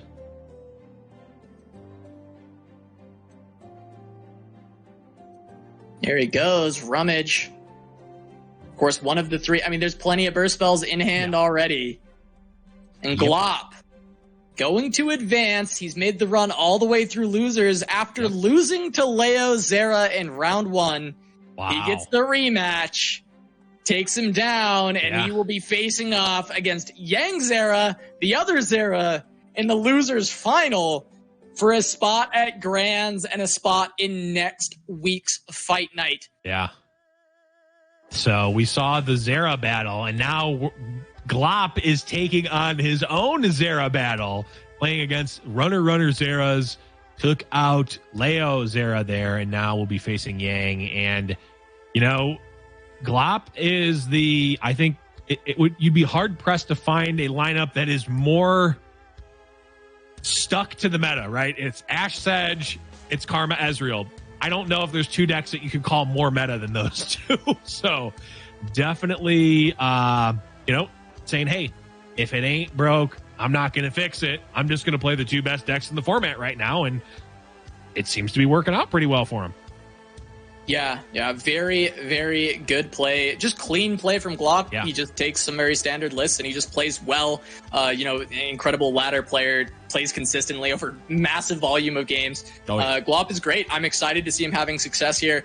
And he will be facing off Yangzera. Yangzera, the Slayer of Winding God, pushed him out of Fight Night last week. And now has his chance to try and stick around for yet another week if he can take down Glop. Excited to see that matchup. We'll have that one for you. Yangzera versus Glop, losers final of Fight Night Legends, coming right at you here live in just a few minutes. We'll be back after this break.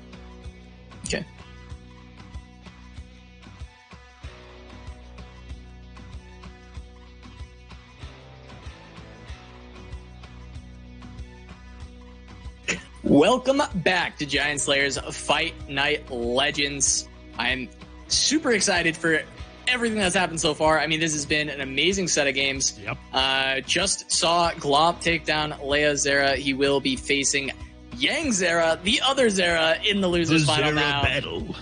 The Zera Gauntlet, as you mentioned earlier, it'd be going on to face Szerro in the grand final, the winner of this match. I mean, Glop, Yangzera, they've both been having amazing runs through the tournament so far. Yang, unfortunately, had to drop a game due to basically a delay earlier, and he's still clawing his way back into this. We'll see if he can take down Glop, who's made the full losers run, dropping in the first round to Leozera, taking down Leo later on in the tournament in the semifinal. And now, one more game to go to make the full run to Grands. Take on Szerro. Yeah, I mean, a really great run. Of course, we've seen it happen before, so this wouldn't be a first for Fight Night. But we've seen, it's not always the easiest. As someone who's played in a number of tournaments in other games before, it's not the easiest when you lose round one to keep that motivation to know, like, hey, if I lose one more, I'm out. I'm I'm statistically unfavored to make it. But when you get there and you start winning, and if you've got the right headspace, it can actually be a motivator to have your back against the wall the whole time, and it seems like it's really working out for Glop so far. Yeah, I mean, let's go ahead and take a look at the bracket and see exactly how we got to this spot, because Glop making that losers run has been spectacular, but there were plenty of great matches that happened here already. So Szerro, of course, taking down Agigas, and then 5, and then Yang to make it to Grands. Very insane players. Agigas, the previous Fight Night winner, actually going 0-2, dropping to Szerro, and then Nolagold. Nola, the Reckoning champion, dropping to 5, and then beating Agigas, but dropping to Leozera, who then was defeated by Glop. So there have been some crazy, upsets, you could call them. It's very hard. All these players are so spectacular. Right. It's hard for there to be an upset in a pool like this. Yeah, of course. But some theoretical little upsets here and there that we found, and Glop making this meteoric rise through the losers bracket to take on Yangzera. But still, looking at these lineups, I mean, who are you liking? They both are the Ash Nox players, but different forms of Ezreal. Yeah, it's at a high level, they're running the same lineup, right? I mean, obviously they're not, but it's an Ezreal deck and an Ash Nox deck, right? The Ezreal match, I'm kind of leaning a little bit more towards Glop's version. And for the Ash Nox deck, I mean, it's a foregone conclusion. Well, right? one of them has obviously. Shumbo. Yeah, I'm rooting and favoring the shampoo version, of course, which is Yangzera. So I really don't know how the Ezreal Karma versus Ezreal Harrowing matchup will play out. Not only because I'm not super familiar with that matchup, that we did see it last Fight Night, but it's not necessarily going to play out the same way, because there are actually a few different ways that you can play that matchup. We were talking through it as we saw it last week, where should Cephalopod go for the puff cap win condition? Should he go for a different win condition? And maybe there was we'll figure out what just happened. There was I think that's no. We've seen this bug in the past. I believe that is the classic bug where it insta surrenders. It's like a disconnect on the load in. So that I'm 90% sure that is just that's just a remake, because it was just it was just funny. It was Glop's reaction was hilarious to see Glop's reaction. Glop was not sure probably what had happened there, but it does look like it was one of those normal DCs. It's an unfortunate bug with the connection issues that we've had in the game for a while, but should get that all sorted out. Just need to re-queue and hopefully get it to work. Sometimes, I know we've seen that bug in the past cause more significant delays just because it can happen repeatedly, but should be good in just a moment. But it did look like they should be re-queuing the same decks, and I think that did look like an Ash Nox mirror, if I saw that correctly. I didn't see it at all. I just saw okay. the look Well, on Glop's face, and it was hilarious. Okay. Well, we'll have to see if I am correct or not, because they will be queuing the same decks as that first match. But yeah, I mean, the favor, I think it has to go slightly towards Glop, right? Because it's the mirror matchup, and then it is the Ez Karma, which I think we decided last time is favored to Ez Karma. Yeah. We did see Cephalopod win, but I don't think he was favored in that match. Right. But again, like, I think that there's actually there's like multiple ways that you can actually play that out, which is very interesting. I will say that because there's no Eye of the Dragons or Claws of the Dragon, I got both of those right, by the way. I think that does make Glop's build a little bit stronger than what I believe it was Agigas had last week when we saw this matchup. So right, we'll see. Okay, so we're getting word that they're still having a few issues with that. So we'll just continue to kind of discuss these deck matchups. I mean, between the two Ash Nox lists, we do see, the version from Yang running Double Reckoning, one Shunpo, and then, of course, the Arachnoid Sentry, the Hearthguards on the other side. I think that actually having more of these units that scale into the later game, having less Reckonings because it's not a good card in the mirror, actually tends to favor Glop in this mirror matchup. I agree as well. The caveat, of course, being that I believe that Yang can probably come out to a little bit more aggressive of a start with the Kato, of course, and the Trefarian, Reckless Trefarian, which is not in Glop's lineup. So if we do see, some early Reckless Trefarians or a Kato turn be able to actually put on a lot of pressure early, I mean, I say it as a meme normally, but in all reality, the Shumpo actually can be quite a blowout in this matchup. And on the flip side, of course, with the extra Hearthguard and some of the stall with the extra sentries, if the game can go longer, I do think it favors Glop. And of course, the additional Reckoning for Yang is actually, in most cases, going to be a detriment in this matchup. Yeah, of course. That extra card will certainly be a downside, but obviously Yang hopes that it's not his downfall. If he picks up two of them in the matchup, generally, that could just cost him the game then and there. Also, we do see Yang is on 3x Elixir of Iron versus 1 from Glop. Glop favoring a lot more early units instead of those spells. And we'll see if that benefits him. We actually, funny enough, saw Glop's games earlier on this deck, him not finding any of his early units. He was passing until turn 5 to play Hearthguard. So we'll see if that happens again. But yes, I was right. It was the mirror. And wow, what a hand to kick things off. With some Yeti. Ooh, and the Assessor as well. Woo! That is potentially spicy, but of course the follow-up, Yangzera has a turn 1 Omen Hawk and Glop doesn't, therefore that's cheating. Not really, but it is definitely good. Yeah, of course. Glop finds a 2-drop for 2. Certainly happy to see that one. Kind of lean into his trap returns, especially because it's a sentry, and he wants that to die once this trapper goes down. Help him find a Yeti. Yep. Yeah, that's that sentry was right on time. He can definitely see the Demacian border from there. And maybe there's a Yeti at the border. And there is. Yeti at the border. Yep. There should be a specific voice line for if Sentry dies and a Yeti is drawn. That should definitely be a specific voice line. Yeah, that would be a pretty dope Easter egg, honestly. But Glop finding this Ash as well. This Assessor is looking very good in this situation here. Yep. Assessor's looking good, and Reckless Trefarians are looking, what's the word I'm looking for? Stinky. Was that the word you were looking for? That was exactly the word I was looking for. Oh, okay. Yang plays a 5-mana 5/5 in Avarosian Hearthguard. Glop is going to play his second 1-mana 5/5 potentially.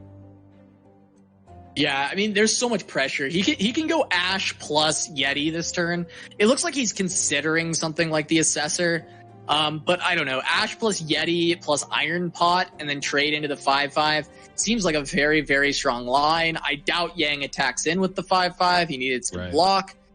So it's looking really tough for Yang in this scenario. I mean, Yetis are better than Reckless Treferians for sure. Oh, yeah. Way better. And yeah, this Iron Pot is at worst going to just have these two bump off each other, which is fine. And at best is just a 1-mana kill of 5/5. Reckless Treferian just comes out. Yeah, there's the bump. There's the Yeti bump, which does put it in Brittle Steel range. But guess what? You can't Brittle Steel in response to a Reckless Treferian or in response to a Treferian Assessor for some reason. Oh, does he just go for the win? I mean, why not, right? I mean, okay, the open attack is already potentially a win, but obviously there's freezes it can exist. And so Glop is considering, okay, do I just draw 3 now? Like, is that better? But I think this open is certainly seeming very strong. I like the open because what's the worst that happens here? Well, if this block happens and then you freeze the 2/5 attack units with a harsh wind, such as the one. Okay, no, that's a Culling Strike. Okay, well then Glop's real happy right now. Yeah, I mean the worst is I guess if there's a Fury of the North and the Ash is still dead. Okay, and there is. Yeah, still getting a lot of damage. The problem with the Assessor play is that it's actually not. Well, I guess Reckoning still wouldn't have been too great. It would have been, I think it would have been a positive Reckoning for Yang, whereas I guess it still is. I don't know. The Assessor play was probably fine too. It's probably never bad to draw 3 cards with Assessor. And of course we see Yang do that, which may actually put him pretty. The fact that he's at 1 aside would put him in a pretty good spot.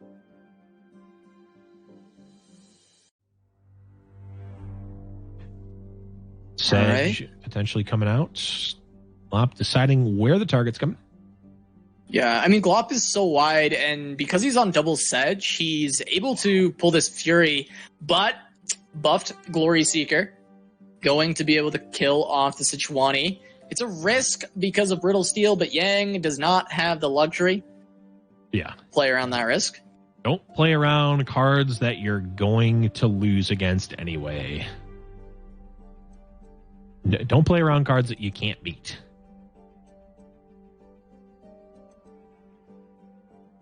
So Glop is still wide enough, but freezes can come into play, so likely Glop will have to go for the develop.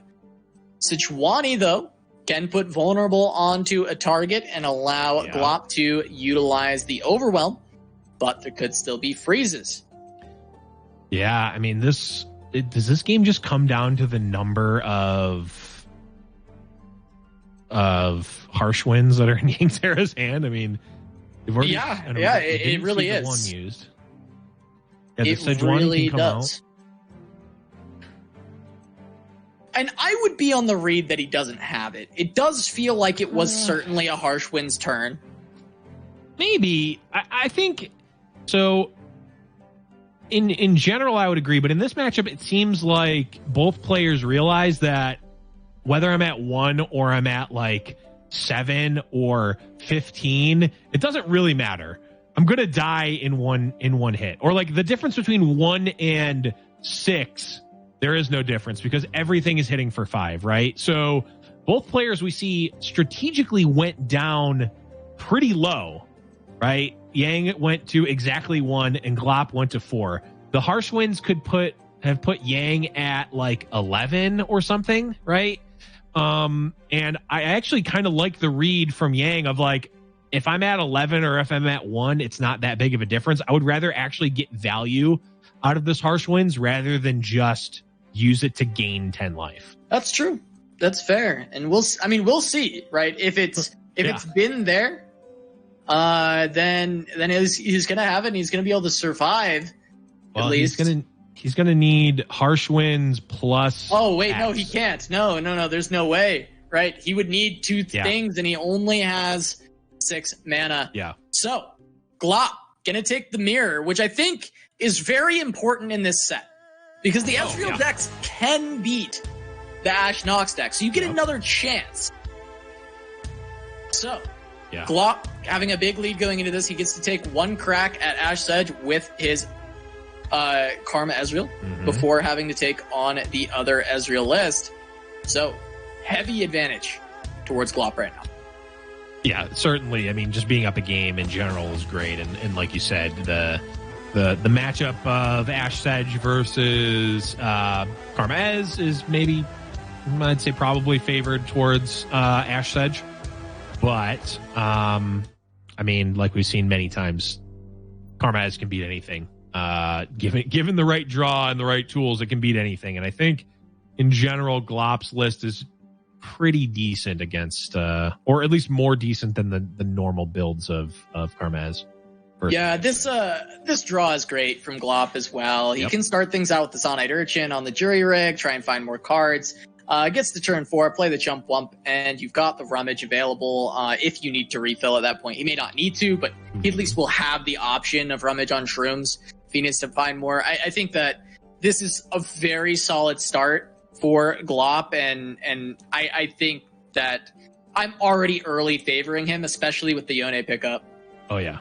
I mean, we saw the hero Yone from Agigas last week, and it's already here for Glop. So very interesting. I mean, very good. I think, like you said, Cass, this is pretty close to how you want your hand to look if you're Glop. Yang is going to need some serious gas to win this because Glop not only grabbed that great opener of Zonite Urchin onto the Jury Rig, set up some blockers, he's got the Chump Bump into Rummage, he's got the Yone, but he also found a Concussive Palm. Yeah. So this is looking very, very solid. Yang being able to answer a Mystic Shot, it's going to help him a little bit here, but the Zonite Urchin still contests this 3-2 on board, so end of the day, it just kind of removes 1 chump blocker. But it's still a good trade. I mean, I of course think that was still a good play from Yang. He's still got to take that. You definitely have to take it. Glop, and he finds Yeti. Yeah, Yeti. I mean, that's a start. You gotta start somewhere, right? I'm wondering if there's the open attack here, and there's not. So of course, our good friend Concussive Palm coming out. Maybe not our good friend, but certainly Glop's a good friend here. Maybe looking for a spider instead. Okay. You can get a tail to block as well. And the Mystic Shot kind of folds into this quite well. Tail can block the 5-5, Mystic Shot can finish it off. You can send the Chump Wump into the 5-4, the Reckless Trifarian. Yep. Good trades all around for Glop. This is lining up very nicely for Glop, but I feel like, Casa, we've said this and seen this so many times where the game just seems to be going so well for the deck going against Ashe Sedge, and then it just spits out a couple extra 5/5s, or it has an assessor that draws 2 or 3 cards, and all of a sudden the game swaps right around. Okay, and Yang has had some serious heat. I said he's going to need some serious heat to win, and he's got a lot of big units on the board. If he gets to slam an assessor right now, we still definitely have a game. Like, certainly have a game. I mean, even if he doesn't, I think if he just plays unit here, it's going to be pretty good. What he needs to do... Okay, of course he plays that unit, okay, so. Well, I mean, that's a unit. That is a unit. Yang out of card, or almost out of cards here. What he needs to do, and what is really good for Glop here, is that he's possibly putting Yang in a position where he doesn't want to open attack. He's going to develop.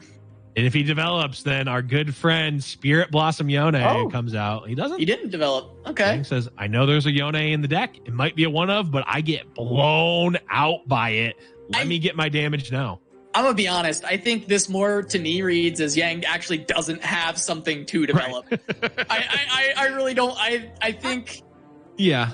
I think it's very likely he just doesn't have any card to develop, especially if it was an assessor, he would have played it, but here's a Reckoning. It's pretty big. There's still another Ezreal for Glop to refill, though. Right. Yeah, that is a swing. That is the type of card that can swing this back towards Yangzera. Of course, Glop heavily in favor on the card advantage side, but card advantage does not matter if you're just dead. Of course, Ezreal able to hit, generating a Mystic Shot, which is going to take out the Yeti, or at least threaten to. There's the third elixir of iron. Elixir of iron. All right. Now, Glop is going to play the rummage here. Pitch a couple of mushrooms, which will set up these deep meditations to be cheap next turn. The good news for Glop is that open attack is not lethal if he chooses to block with Ezreal, which I imagine he is. Is it Shunpo? Oh, it's Reckoning. It's another Reckoning. Luckily, Glop has the deny. He kind of has to, because the open attack... Open attack kills. Yeah, it's too scary. Yeah. If Yang ever doesn't open attack, though, Yone blows him out. Yeah. Oh, Steel Tempest is huge. Ezreal doesn't have to block anymore. Yeah. There is the worry, of course, of... Fury. Well, now he doesn't have to worry. And it's gone. This is just driver's seat for Glop at this point. This is just elementary, right? Both Reckonings are gone. You don't even need to stun this Yeti. You honestly hope. Okay, he's just going to go for it anyway. Yeah, I'm surprised he doesn't bait out the Fury. Yeah, I agree with you. I want my opponent to have Fury here, right? Like, yeah. Of course, if the thought is that if he needs the trigger for Ezreal anyway, you might as well just also make Concussive Palm gain 5 life. Because like if he actually has Fury here, it doesn't do anything anyway. So I've just thought myself out of my original play. So I like Glop's play a lot better than mine. Yeah, he's going for I believe that's the last trigger, right? And then he goes into Deep Med. Deep Med. The next turn. And Static Shock will deal 3 damage. I mean, this is just... Ooh, Ashe, though. Oh, this isn't even going into Yang's attacking turn. Never mind. I was like, oh, Yang might have a Karma. Show. Ooh. That's not the greatest. I think it doubles the Deep Med. He should be able to find every answer he needs under the sun. This has got to be, I mean, again, Casa, I think the number of times that we've seen leveled Karma plus leveled Ezreal lose, we can count on 0 hands.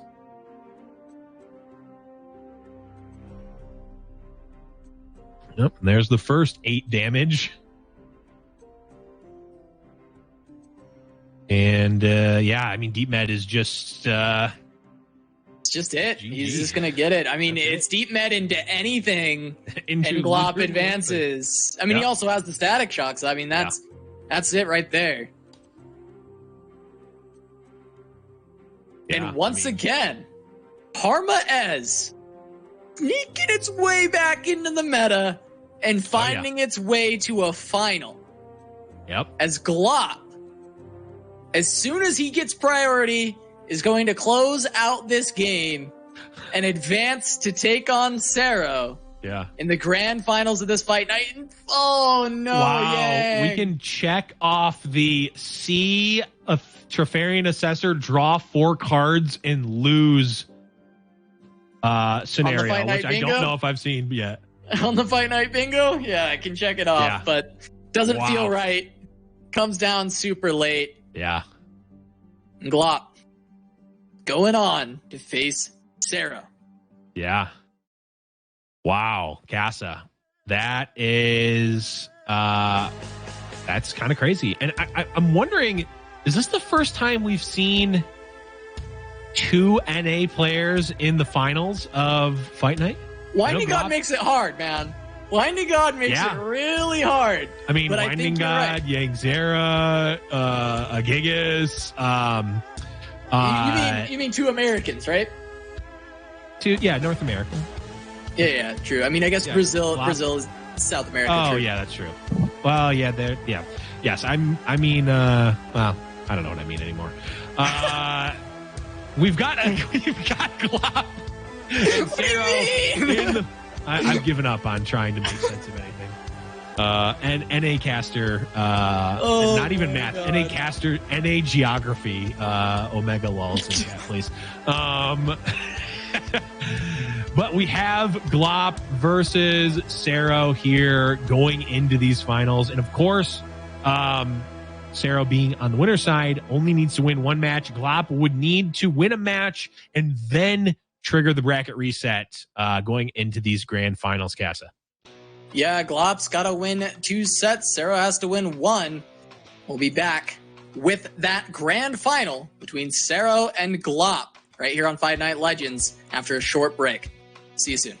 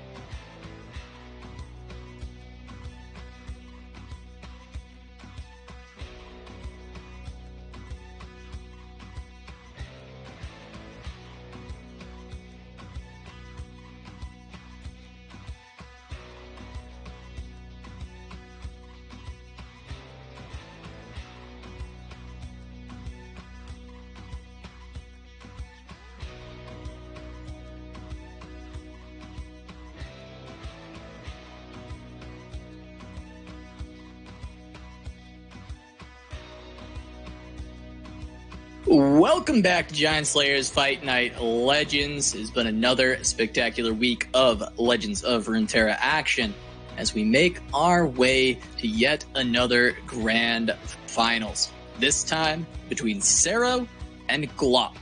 Yep. Cool. Go ahead, Blevins. Take it away. Oh yeah, this is an interesting one here. We were talking about during the break about how both of these players kind of went right on the nose with the meta. I mean, there's a couple of card choices here, which is certainly a great way to do it. But in terms of deck choice, it's pretty on the nose. Yeah, absolutely. I mean, like, first off, let's take a look how both these players made it to the finals, because they've had very different roads here to this Grands. Absolutely. In fact, they've had the most different of roads that you possibly can have, as Szerro ran straight through the winners bracket, defeating Agigas, 5, and Yangzera, ending up in the grand finals winners side, while Glop lost to Leozera in the first round. Then Glop takes down Silverfuse, 5, Leozera, who had defeated him in the first round of the tournament, salty run before running the Zera gauntlet of taking down Leozera and Yangzera, finally to make his way all the way to the final. Now, we have seen people make the full run from the losers from the first round to the final, but we have not seen someone do it and win in Grands. Right. Can Glop be the first? I mean, we'll have to see, but lineup-wise, what you thinking, Blevins? Ooh, it is definitely... So both players are right on the meta, but they went two, I guess, different ways. Szerro, of course, brought the Ezreal Twisted Fate, which when the newest balance patch came in was sort of lauded as one of the best decks. I think Rattling Bones was one of the original sort of proprietors of it on the ladder when the new meta hit, and it's really stayed intact since then. As well as an oldie but a goodie in Endure. They who Endure, Elise, Callisto, and even it has the 1x Sejuani here. A very, very tailored list of Endure. I mean, we talked about it before. We see a 1x Ravenous Butcher, a 1x Warden's Prey. Some really interesting choices, and so far they've proven to pan out very well for Szerro. Yeah, certainly so. I think, Szerro has done well so far, kind of preying on some of these less refined decks, as of course Endure has been a list for forever, and at this point STF is very solved. It feels like this deck is in a very good spot, and so Szerro's been just kind of coasting through the winners bracket, being able to utilize the Endure very well. It is interesting. We saw Agigas, the other player playing Endure, seemingly found a lot of success with Endure, and then fell off with the Lux Swain deck, not being able to find much purchase. It seems like that was a miss this time around, even though Leozera did take it to the loser semi. So it had some legs, but it was seeming like the thing that was causing Leozera the most problems was finding the win with that. And Agigas obviously fell flat. So Lux Swain, an interesting deck that was brought by multiple players this week, kind of fell flat for me. I wasn't super impressed. Yeah. But Endure, the other deck, one of the most popular, Silverfuse, Agigas, Szerro, all brought it. Seemed like that deck was performing well. Yeah, it really seems like that is, a pillar. We haven't really seen it as much in the Fight Night meta specifically, but like you said, it's been around forever. But we are moving into the grand finals. But for those of you who have joined in a little bit later, let's quickly go over the format for this event. So, of course, this was a double elimination bracket. We invited 8 separate players, which we've gone through a number of times. Every match is going to be a best of 3. Every player brought 2 decks with no region overlap, and to win, each player must win with both of those decks. So like you said, Casa, even the Swain Lux deck, which wasn't really impressing us on camera, did find wins for the players who did bring it in. Of course, the players now are going to be playing for their share for first and second place in the grand finals. But you can see that little bit at the bottom. If a grand finals from the lower bracket, who is Glop in this case, wins the first set, so the best 2 out of 3, there will be a bracket reset, and we will play an additional best of 3 to determine the winner of this week's Fight Night Legends. If Szerro wins either of those sets, if Szerro wins the first set, call it. It's over. Done. We have a new champion. But if Szerro wins the second set, it's also over. If Szerro ever wins a best of 3, it's over. We got there. Of course. And it's important to note that both of these players have already earned their spots in next week's Fight Night. So we have Fight Night every Friday. Top 2 players from each week gets to retain their spot, kind of King of the Hill style. And so we will be seeing Szerro and Glop once again. But right now, they're playing for pride, they're playing for the championship, and they're playing for the larger share of the prize pool. And oh man, I cannot wait for this. I mean, Szerro, someone who I've worked with a lot in the past. He's been a caster in the scene. He works on the Tempo Storm meta snapshot. He helps write some content that we have on our YouTube channel. Yeah. He's someone who's very involved in the community, and he stepped in to replace someone early on in this week, and he's put on a show. Yeah, he's the walk-on success. And I will say, and I haven't said this since the very first Fight Night, Szerro is one of only 2 players who have beaten me in tournament play in Legends of Runeterra. Szerro was the very first player that has ever beaten me in tournament play. Of course, I've only played in 1 tournament, but Szerro did get the best of me in the 1 tournament that we played in. But we're jumping. The biggest accolade of all. Yeah. Has defeated Blevins in tournament play. Hey, there's only 2 players who have done it. Him and Presto. So it's a prestigious group. Yes, and now you will be trying to take down Glop in this grand finals. But Glop, starting out, has a couple thermo beams to try and deal with Szerro's stuff. Gonna do the this is fine already with the Jagged Butcher. A little bit scared of that one. And see if Szerro open attack. We'll see what he picks up. Maybe open attack into something like a BMM. Could be a normal line we'd see from this, but no. Yikes, that is terrifying, but Glop does have a response to it. Yeah, I mean, you can use that thermo beam. You might as well, right? I mean, they do get a little bit awkward, especially when the opponent is applying a lot of pressure. Especially Glop in this Ezreal Karma deck wants to bank spell mana when possible. Thermo beam, of course, doesn't allow you to do that. And I'd just like to address chat saying that I went 0-2 in that tournament. I think I ended 5-2, so just putting that out there. But Glop not really able to put up much here, and Szerro gets to develop a Twisted Fate. Yep, TF gets to come down onto the board. Glop not really having a great removal option for it. I mean, he does have this thermo that can come out after the static shock. Like, he can do something like static shock. When Szerro attacks, he can jury rig into blocking the 2-1 into the 2-mana thermo beam to deal 1 damage to the TF. And it's kind of a roundabout way of getting there. And I don't know if he necessarily has to go aggressively trying to remove the TF on this exact turn. But he does have to remove it. It does have to go away. He can't allow that to actually get its level up. So whether it happens now or later, we'll end up seeing how Glop decides to play this. Yeah, that is definitely one of the ways that Szerro can really heavily go over the top of Glop, is that if he gets a leveled up Twisted Fate. But of course, Glop knows that and is not going to let that happen.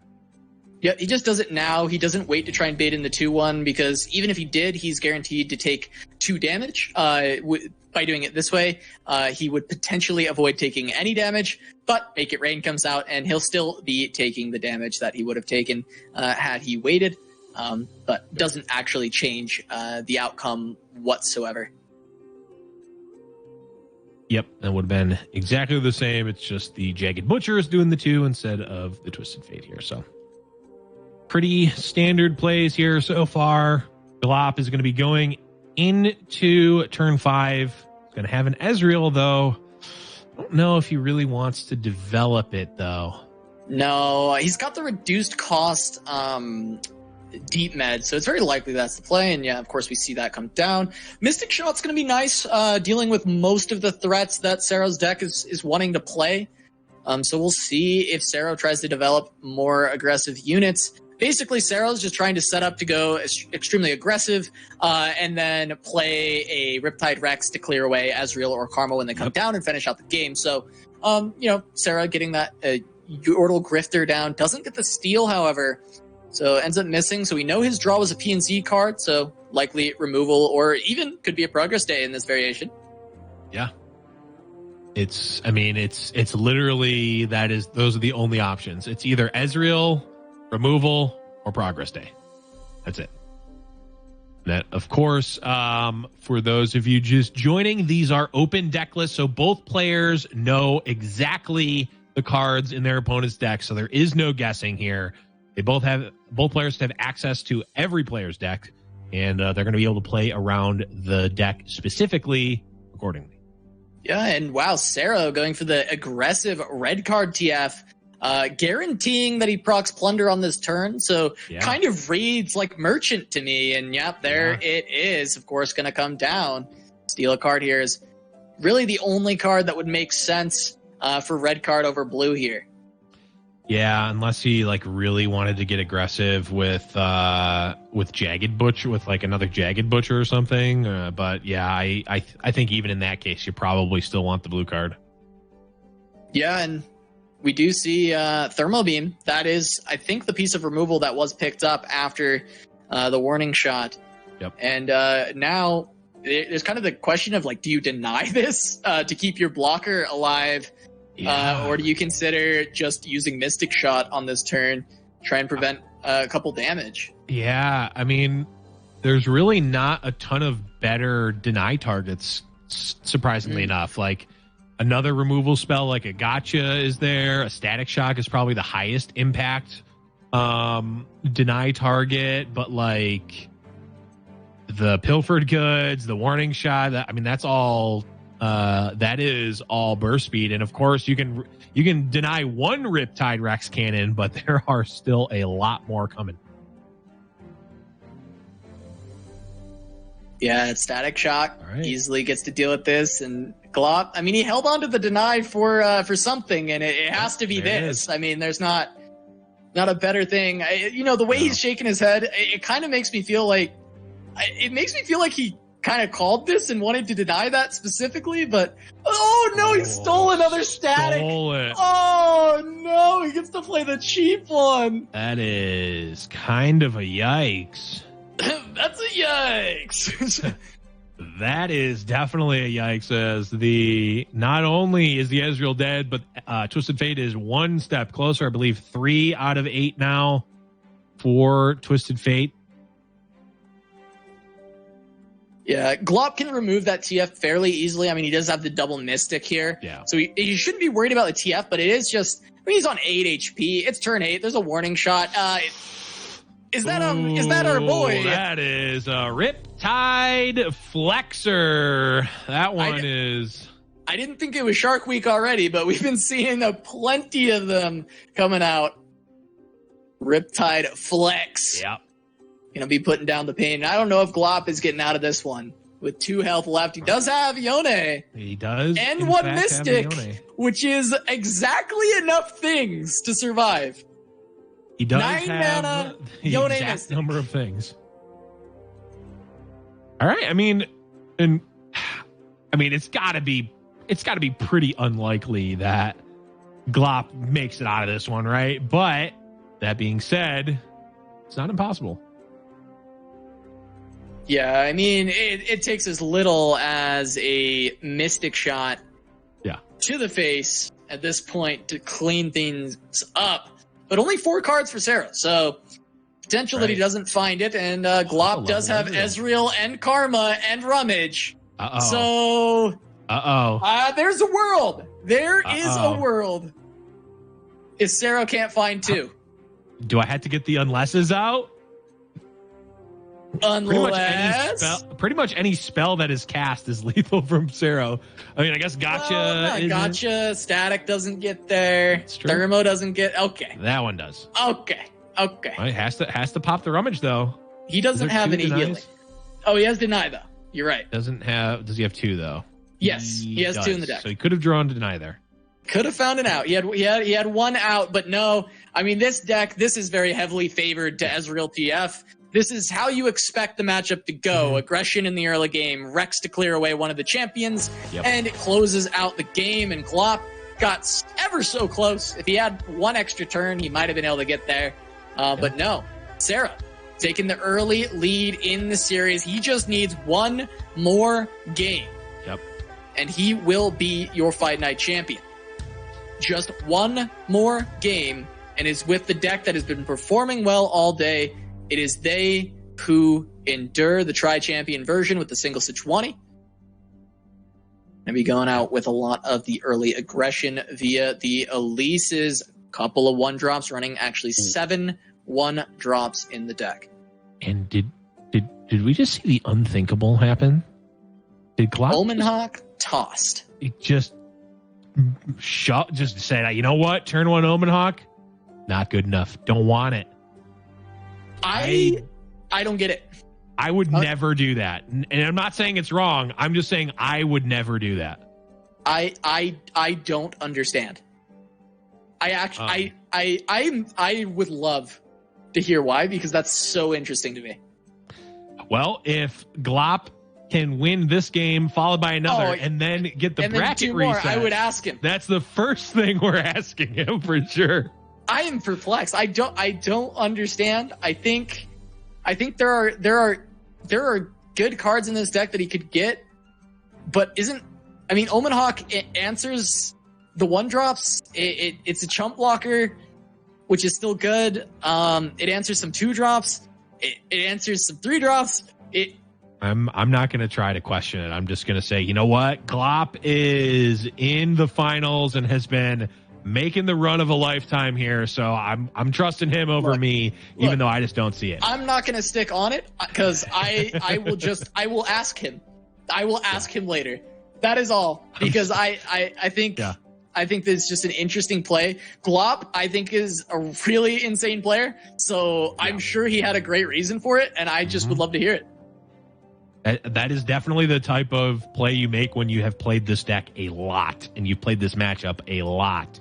So definitely interested to see how it plays out. And so far, it's a pretty decent board. Of course, Szerro is looking pretty good right now as well, with the 3/3 Bark Beast and a Callista with a trigger with a tick or 2 as well. Yeah, having the Callista on board going into an attacking turn with this Blighted Caretaker is a terrifying prospect, because that is going to guarantee that level up. And there is potentially this Reckoning. So he's... The 1X. All right, there's the pass. Ooh, yeah. So this Reckoning is... If this Caretaker comes out, or if this Keeper comes out, this Reckoning is going to blow Szerro out of the water here. All right. Szerro making the open attack. Yeah, this is a great open attack playing around Reckoning. Really interesting that he's playing heavily around Reckoning here because of the fact that it is a one-of, but it would be an expected keep. It seemed like a clear Blighted Caretaker turn to just set up the level, but Szerro going for some different plays as well. Not letting Endure play itself. He's got his own ideas of how he wants to do it. Yeah, I mean that's a really big a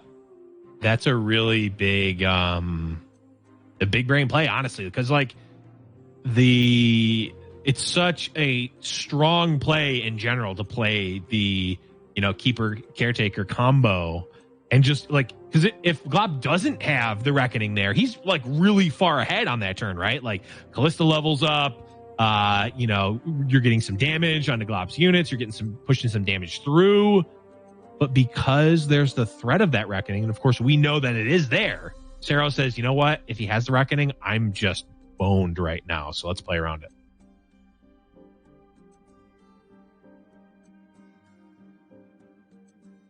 Yeah, I mean, just looking at this right now, Glop found another Assessor, and he kind of has all the tools he needs to deal with everything except for Endure. And he is holding on to the Icevale Archer. Growing elephant in the room.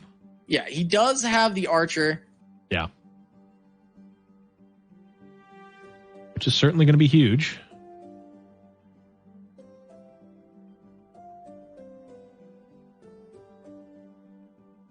I guess he also has the Ash for the freeze culling. Yeah, he definitely has some answers to the They Who Endure right now. It's just, can Szerro navigate this to a point where Glop has to use the Icevale Archer or can't get value off of the Ash attack with the They Who Endure? Can he navigate that? I mean, the They Who Endure is not even that big right now. It's just a 5/5 as it stands. Ooh, the cask. Cask coming out. Not a big impact play. Huge impact play, actually. The drain. Massive impact. And increases the power of They Who Endure. Actually, the best possible huge get card. off of that, I'm sure.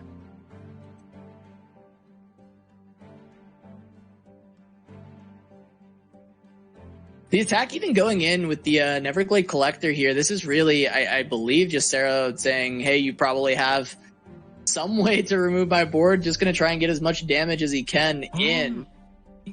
So, yes, but also Szerro presented him with a way to remove the board by allowing Glop to remove the board without casting the Reckoning. Yeah, I also would have liked the Collector to stay back because he still has this Caretaker. I think that just setting up for that combo of an additional 3 damage would have been certainly worth keeping. I think he was focused on getting this Endure to be very big, but like we mentioned, there are ways for Glop to remove it with these Culling Strikes. He does have options for freezing via Icevale and Ash. Right. I mean, at this point, Szerro just has to bank on Glop essentially forgetting that They Who Endure exists and like not leaving back a way to deal with it, because the way that it's played out so far is that Glop just gets to keep doing what he was doing. Like there wasn't even like I get if you know that there's going to be some sort of board wipe, like getting as much value out of your board, but now because of that attack, Glop doesn't even have to play the board wipe. Unless it's so 5-head to say, I'm going to make your Reckoning looks really bad when I have no units in play. Like maybe that's the plan. I don't know. And Szerro destroys his 4/3 here when he removes tap from the board. I doubt that was intended. I think he needed to go on the Spider to ensure that he wouldn't destroy his unit. But at this point, Glop is in the driver's seat. He does have the ability to go for a Fury of the North if he needs to here. Yeah. But Endure will come down, and there are plenty of responses. There have been way too many cards drawn by Glop this game for there to be any chance for Szerro.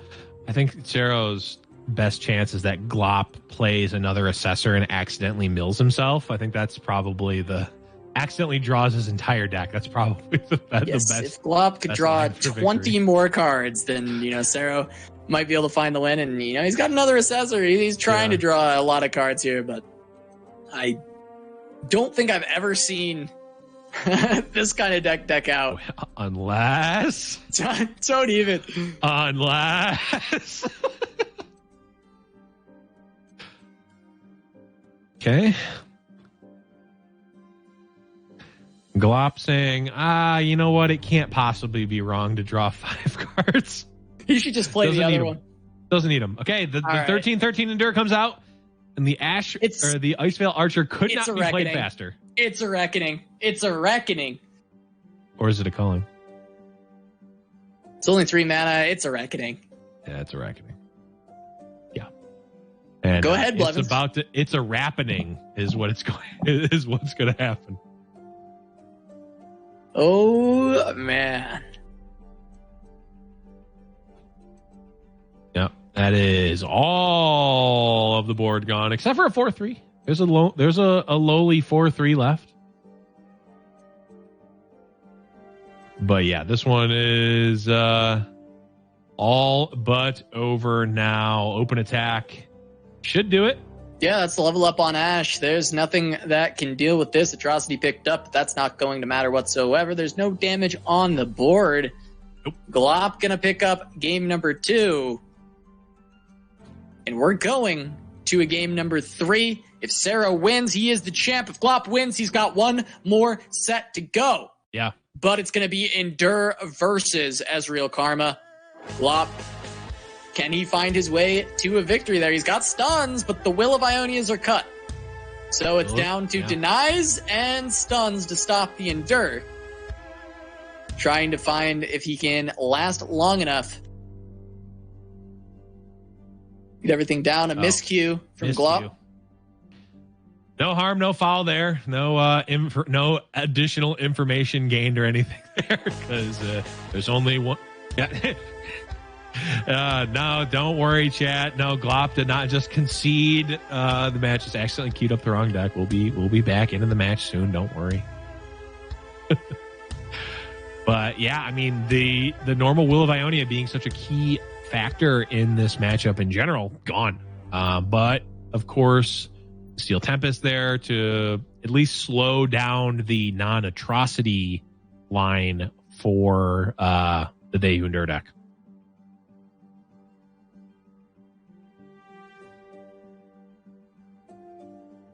There's the Zonai Urchin once again. And I will say, Casa, that Glop maybe checked off another Fight Night bingo card of mulliganed away an Omen Hawk and won handily. That is, maybe we just look silly now. No, I mean, it's definitely a very high-level play. Basically, I did see another very high-level player in chat talk about why, and it actually does make a lot of sense. So it's cool to see. Rattling Bones in chat, someone who has placed top 2 in a Fight Night before as well. Just saying that you're mulling for the cards that win you that matchup. And yeah, Omen Hawk does not win you that matchup. Yep. He needed to find the ways to deal with Endure, and he absolutely found them. You need to find things like his Assessor, draw into more cards, and he certainly found every single card he needed to win that, because it was not close. It was not. And Szerro finds his one of Butcher as well as the Curse Keeper. Glop, of course, had the Thermo Beam to stop that.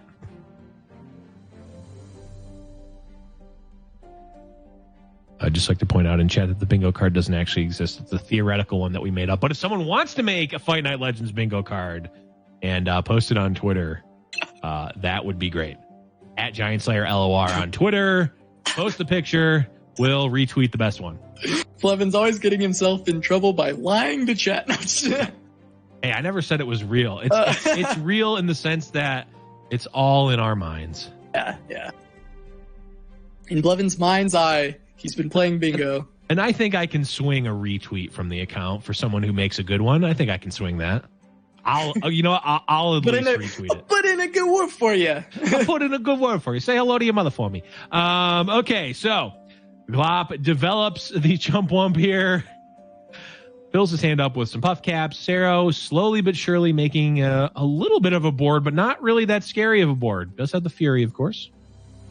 But actually going for the aggressive Glimpse, which makes sense, of course. Glop down to 1 mana, has nothing to interact with it.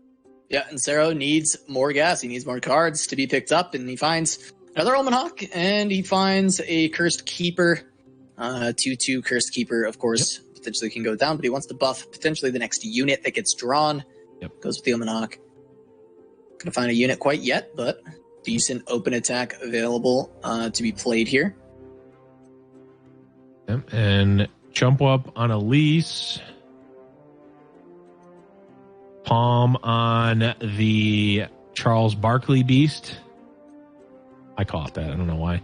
I don't even know if people know who Charles Barkley is anymore. And you know what? The fact that people don't know who he is, that's just terrible. That's terrible. Okay, that's enough Charles Barkley impressions for this cast. But a whopping 3 damage coming in for Szerro with some lowly spiders and an Omen Hawk.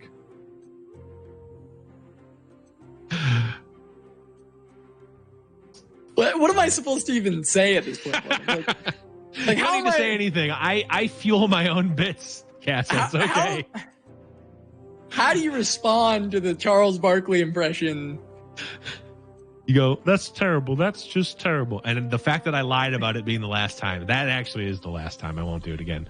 Unless we get 15 Twitch Prime subs. But let's move on here. Szerro's got a full board. Glop has a lot of interaction here.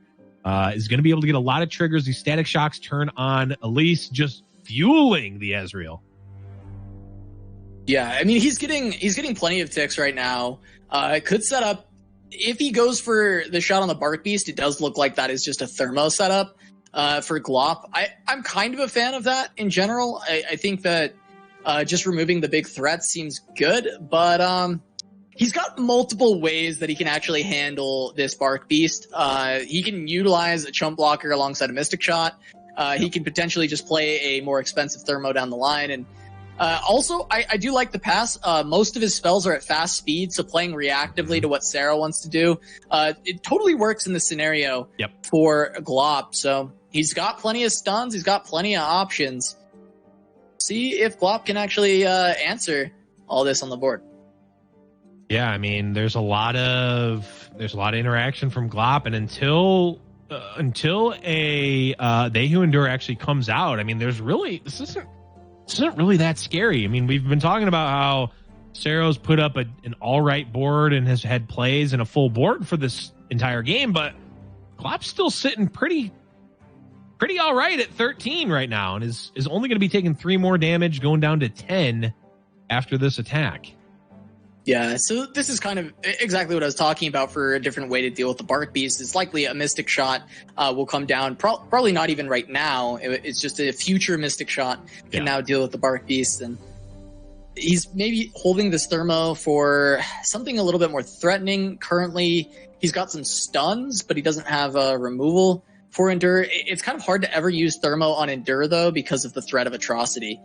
So yeah, that's just especially at this point where the Endure will likely be, if not over 10, pretty close to 10. Thermo Beam is just asking to get Atrocities, and of course we know that the Atrocity's there.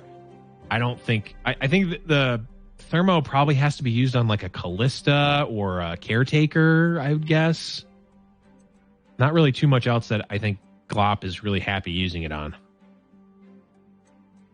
Yeah, for sure. I think it very likely would be a Callista that it would be used on. And Glop, by going for that mushroom, we know he's not going for Karma this turn. Potentially you can play Karma. It's like developing an early Ezreal against Endure. They don't have a ton of interaction. So you can stick that Karma and potentially get some value generated from that engine. But goes for the mushroom plus a Mystic Shot. Still has the ability to play Thermo, but unfortunately for Glop, this Callista is enhanced by the Omen Hawk. The thick Callista. Not going to be good for Glop. But of course, Glop is going to be able to draw a lot of cards. And, well, if you were looking for answers to Atrocity, you just got 2 of them.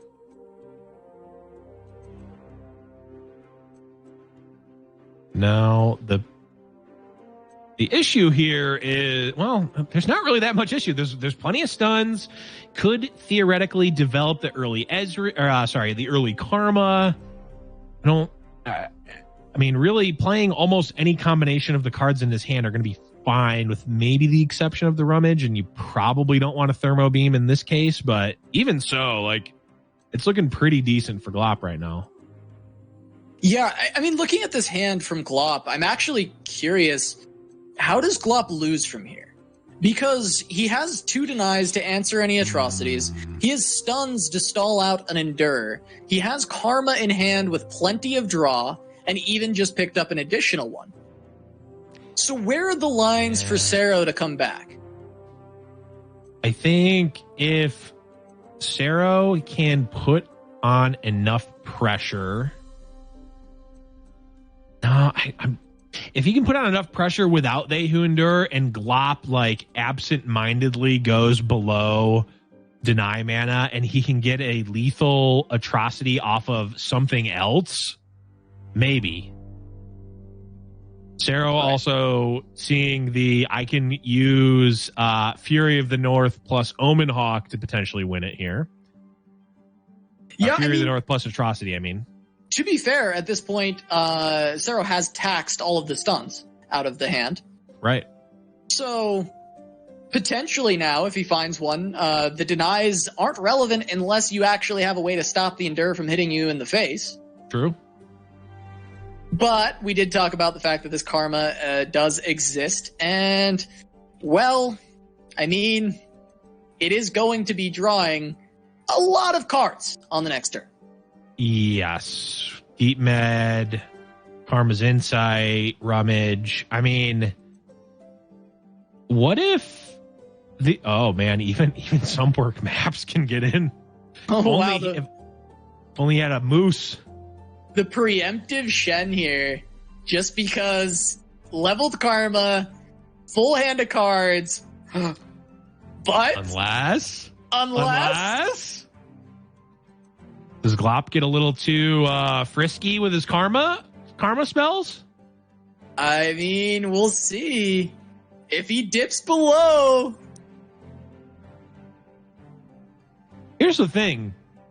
If he doesn't draw stuns, right? Because like, this is great. Karma's going to draw a bunch of cards, and that's awesome. But as it stands right now, Glop is not presenting damage or a lethal threat. He doesn't have Ezreal yet, so he has to find it. He needs to find the Ezreal, and I'm assuming it's probably leveled up, but I don't actually know the answer to that. It is leveled. Okay. So, but it's going to tempt him to play it too. So, I mean, we'll see. Okay, there's a stun. I mean, the thing is this. As long as he found a stun, right? It's essentially just going to be game, because as long as Glop now does not dip below 4 mana, right? It is just over. They endure. Wait, is it just over now? Because Glop is hitting for 7. If Glop. Oh, wait. Oh, he went for the atrocity now. I was gonna say if Glop went for it, he might have lost. But there's no world he would have gone for it. He definitely, after seeing the They Who Endure played, there's no way. There's no way he ever. I really don't like the atrocity from what? Oh, does he just have? Wait. Oh, those were 0 mana thermal beams. I'm like, well, what is he doing right now? Oh, that makes sense. No, it's 0 mana. He's just trying to get the damage out, and 100%. Can finish it off with the Rummage and the Deep Med here.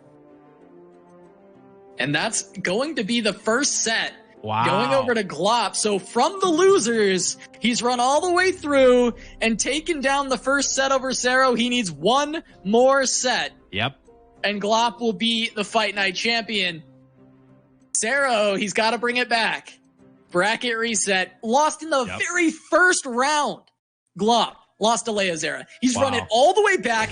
Gets the rematch versus Leozera. Takes him down. Takes down Yangzera. And he's going to the grand finals. Gets the bracket reset. Yep. So the full run, Casa. The full run. All the way back through. And I mean, we'll see if he can take down Szerro once more. Yeah, I mean, on the one hand, Glop has made the losers bracket run. Like you said, lost in the first round, back against the wall the whole time. On the other hand, not only has Szerro been on the winner side this whole time, like I mentioned before, one of the only 2 players to ever beat me in tournaments. So definitely a huge advantage going in for Szerro. But Glop has already had one salty run back versus Leozera, lost in the first round and then beat him later on in the tournament. And now Glop has the opportunity to beat someone in a double elimination 8-player tournament twice now, which is kind of insane. That's definitely on the bingo card, by the way. Glop doesn't have, this start is pretty reasonable because Szerro wants to get aggressive early, and utilizing the concussive palms, you can actually slow down a lot of the early pressure, a lot of the early damage. Mm-hmm. So honestly, this hand's pretty reasonable. Szerro, of course, has that Riptide Rex. Generally, the matchup is disgustingly favored towards STF when they are on Riptide Rex. So I would still be very worried for Glop in this scenario, but we'll see if he can find his way into this game, as he will certainly be able to stop a lot of the early aggression.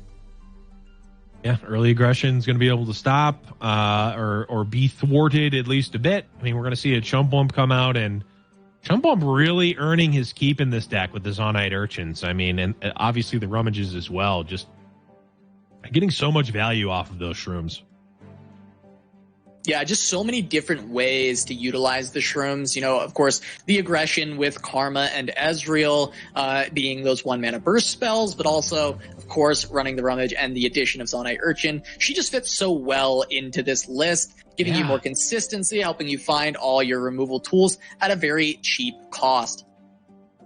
Yeah, Zonite is really, I think it's kind of went from when the patch first came out, it was everyone was jamming 3 Zonite Urchins in every single P&Z deck, no matter what, to it's kind of toned down to some decks want a few copies. And now I think Glop is really, I don't know how much we saw Zonite Urchin in this deck originally, because it's not necessarily the most obvious card to put in a Karma Ezreal deck. It doesn't actually do anything for Karma or Ezreal, but it just fits very well in the card cycling when you want specific cards in specific matchups, and also provides you a nice blocker in the early game, which Karma Ezreal can sometimes struggle with. Yeah, and you know, we talked about at the start, these concussive palms coming in clutch to deal with the early aggression, and Szerro, you know, been having a little bit of trouble getting plunder procs. Of course, he's going to be able to have one on this turn, and he does get the BMM plus the Pilfer, which is going to be very, very powerful. A Chumpwump, great steal. Puts pressure onto the board.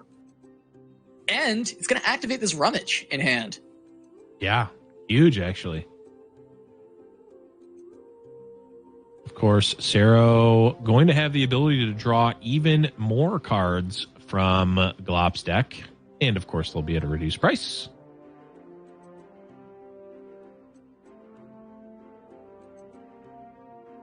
Yeah, gotcha picked up, though. Yeah. Does get a nice pick up, or gets a nice discard with the Jury Rig to be able to block the BMM here. So a free Rummage added to the one that costs. Wow. And a Static Shock, another 3-mana shock being picked up. Very good. A lot of refill becoming available to Szerro. Granted, he has not pushed really any damage to go up yet. I was going to say the big W here for Glop is that still at 19. Rex, of course, is always scary and will threaten from almost any position, but the position for Glop is that he's at a healthy 18 here. Glop almost just slammed the Karma. There are gotchas in the deck for Szerro, so that probably was a concern, but just in general, only having the one Karma in hand and playing it so early can always be very scary. Might have been able to generate some value, but a little bit scared off by that. Now, Szerro, still so many ways to draw. I think he was counting his cards, deciding if he can go for the Wump here. Yeah, that's always probably a pretty good spot to be in, right? Where you're making sure you don't have too many cards. So that your Chumpwump, which is that you stole, that's generating more cards in your hand, actually gets full value and not just one. It's interesting because we talked about in the last time we saw this matchup in the first set, of course, Riptide Rex came in after a flurry of aggression from Szerro and really ended the game on the spot. This game has played out in about as opposite a fashion as it possibly could. And I'm wondering if Szerro is now actually playing more towards the Ezreal level up. And we look and see there's already 2 0-mana burst spells in the hand of Szerro. There's the Chumpwump, which is going to generate some more burst spells. I wonder if they're both going into that Ezreal, I call it the Ezreal Draven lockdown, where no one wants to play any units to level up the opposing Ezreal. Yeah, I think this kind of lockdown generally ends up favoring the Ezreal Karma player. The only thing is Glop still has to be scared, because if he plays one of his units, his champions, it can be immediately answered by a Rex. And wow, Szerro actually rummages away both Twisted Fates with all that card draw he has in hand. I'm not gonna lie, I low key kind of like it. I don't know how good even a leveled up Twisted Fate is gonna be in this matchup. Like, think about it. Like, the stun isn't good or isn't great. Szerro is finding ways to get cards out of his hand right now, not draw more cards. And the 1 damage from red card is currently sitting at a 17 turn clock. I kind of like getting rid of the Twisted Fates, honestly, as weird as that is. Also, I think it's good. It just seems so weird. I was actually worried he was going to try and level it up because he had double rummage pilfer goods, which draws a lot of cards. I mean, you can go blue card into double rummage pilfer, and that's 7 cards. So that's 1 away from the level up, but it just, I don't think it would have been a good line. And I was really concerned he was going to go for it, but no, Szerro goes does a full 180 and just throws away both TFs. Yeah, I think discarding 2 Twisted Fates to a rummage has got to go on the bingo card, by the way. There's no way that we're seeing that very often. Maybe I don't know if this doesn't really feel like a bingo card. It's more like a unlikely things to happen and to look out for card. Yeah, this is the largest bingo card I've ever seen, actually. I mean, a bingo card's pretty big. It's 25 squares, right? Well, there's no way I've come up with 25 different stupid things, right?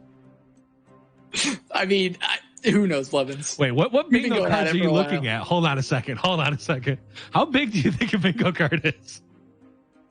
Casanova playing classic 3x3 bingo. It's like 5x5. It's like 25. Yeah, that's 25 spots. Yeah. Okay. I don't know, Blevins. I sit here and I listen to you come up with bingo cards, and I feel like I've heard thousands of them, but it's probably been like 8. Yeah, it's probably been like I don't know, 7 or 8.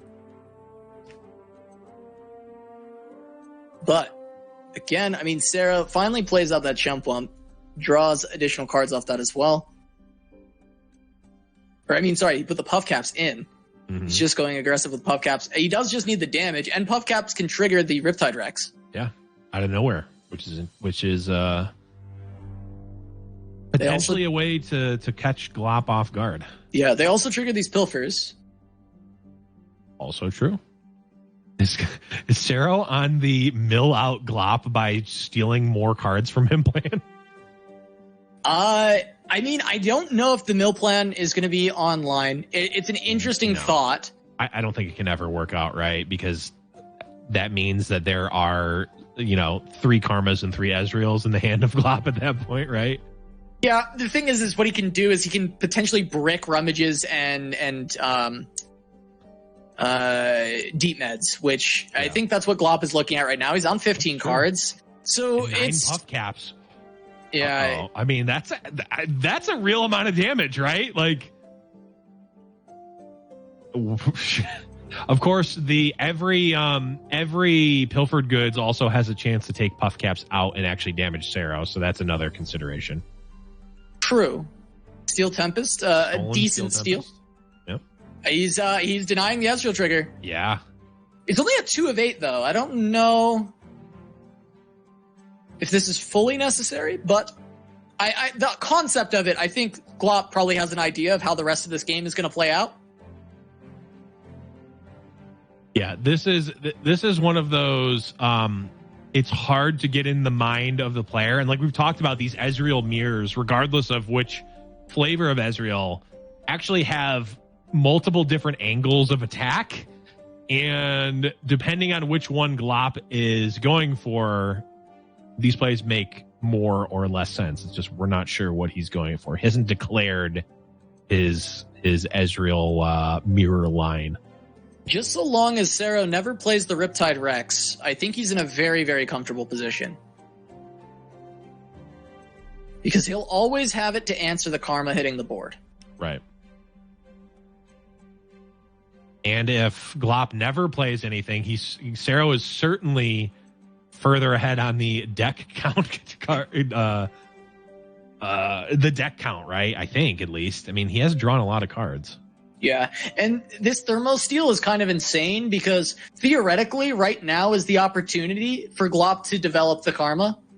But this Thermo would be able to respond immediately if Karma comes down. And that's devastating because Szerro needs to find a time where he is available to play this Karma and set up to get the Ezreal down and play a bunch of burst spells to win the game. But this is now, I mean, if he plays it, Thermo answers, then there's still Rex. I mean, this is definitely terrifying. Yeah. It's a crazy match for sure. Does Glop even want to play the deep meds? Yeah, I mean, so he can continually shuffle Karmas into the deck. That's true. So he shouldn't ever deck out. But it's still, it puts the Shroom thing as still an issue because he's going to draw into all these Shrooms. And that certainly is bad. Right. Yeah, I guess, and yeah, because Karma doubles, of course, he's going to net an additional Karma. So even when Szerro kills Karma, there's still going to be 2 entering into the deck. So yeah, I mean, it feels like it's Szerro favored, right? I think so. Yeah, I mean, it's almost kind of just... It's almost checkmate, right? Because Szerro just keeps passing, and once Glop makes a proactive play, Rex comes down and basically finishes the game. Right. And if Szerro never makes a proactive play, or if Glop never makes a proactive play, then Szerro just waits until the Shrooms deal enough damage that the Rex is lethal, right, and then he plays the Rex. So it's basically just, yeah, it's essentially checkmate at this point. The good news for Glop is that there's only 6 Shrooms left in the deck. The bad news was that was because he drew 3 this turn. Glop kind of being forced to play into the Rex here, deciding if he wants to actually play the Ezreal. Yeah, I mean, he knows that Rex is coming. Like, I think he has 2 Ezreals. You play one, and you just try and stick this Ezreal, or you try and get Szerro to play a Rex, and then you can stick Karma. Will Rex target face if there's nothing in play? Like, will it deal 7 damage? Yeah, it deals 7 to face. Oh, yeah. Okay. I wasn't sure. So this is going to do 6 and put Glop to 4. I mean, there's more than 4 Shrooms in the deck. Yeah, I mean, Rex does a lot here. There's still this warning shot available as well. There's still TS red card available. Right. There's a lot here. It's 5 from Rex because 3 health on Ezreal. So 2 shots into Ezreal. Yep. But the second shot will do damage because it kills him, right? Oh, does it? If it overkills? I'm trying to remember the exact interaction. It does the damage if it kills it or if it's not there. I always forget. I always use the eye when I play Rex. Oh, yeah. I'm never trying to do that on my own. I try to use the eye in real life, like while I'm having a conversation, to see if my conversation will end up being good. It's just not there. I end up failing a lot. It's bad. Yeah, I can no longer do math in my personal life. I mean, on a less of a joke side, when I'm playing other games, other card games, I try to use the eye and it's just not there, and I get very sad. Okay, Szerro lets a hit go through. Yep.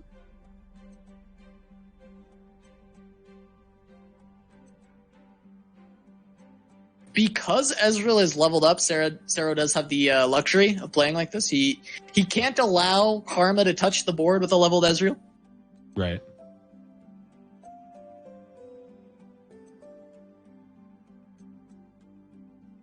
Very interesting. I mean, there's 2 Ezreals in Szerro's hand, so he can make a Mystic Shot to go face with. Yeah, I mean, I'm just trying to think, like, what are you waiting for with the Rex here? Okay, so if you go Rex here, Glop plays Karma. Your opponent is at 5. And you would have a warning shot. Yeah, I don't know. And now the Rex can't come down. Right. You saw Glop's eyes kind of light up when he counted that there wasn't 8 mana for a Rex.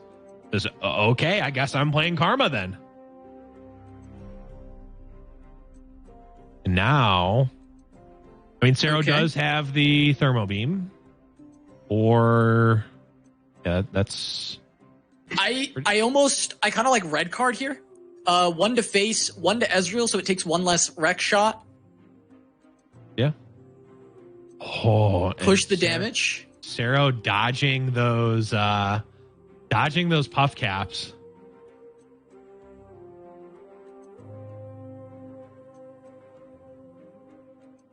Is this leveling Ezreal? I don't think so, right? This is only 2 additional triggers. Okay. Where is he at on this one? Is that now just 5? Was he that low? I don't think it was a lot.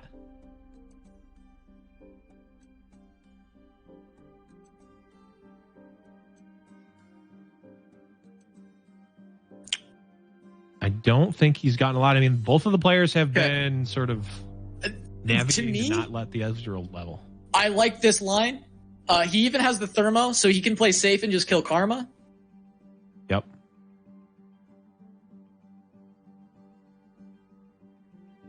Ezreal's maybe leveling here? It's either leveling or 1 off. Depends how okay. Oh, there it is.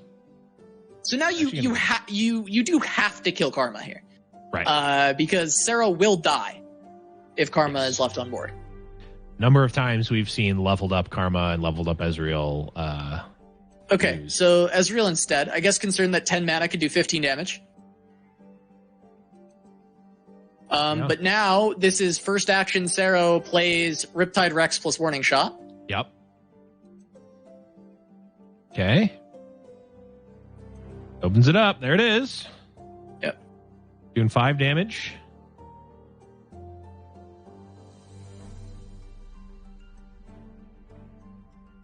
And then it's just the attack. I mean, I think Szerro has it here. Yeah, I mean, you can play your own Ezreal. And then Deep Med will probably kill you with shrooms if it draws enough cards.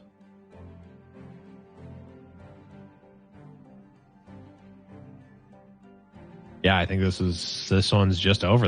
This was a crazy match, Cass. What were we? Yeah, I think this was really well piloted by actually both players. I think for Glop, it got very hard though because he was kind of in Zugzwang, where essentially no matter what he did, whether he played or not, it's a chess turn. Whether he played or not, whatever he did here, he was forced into a position where no matter what he did, Szerro was going to win.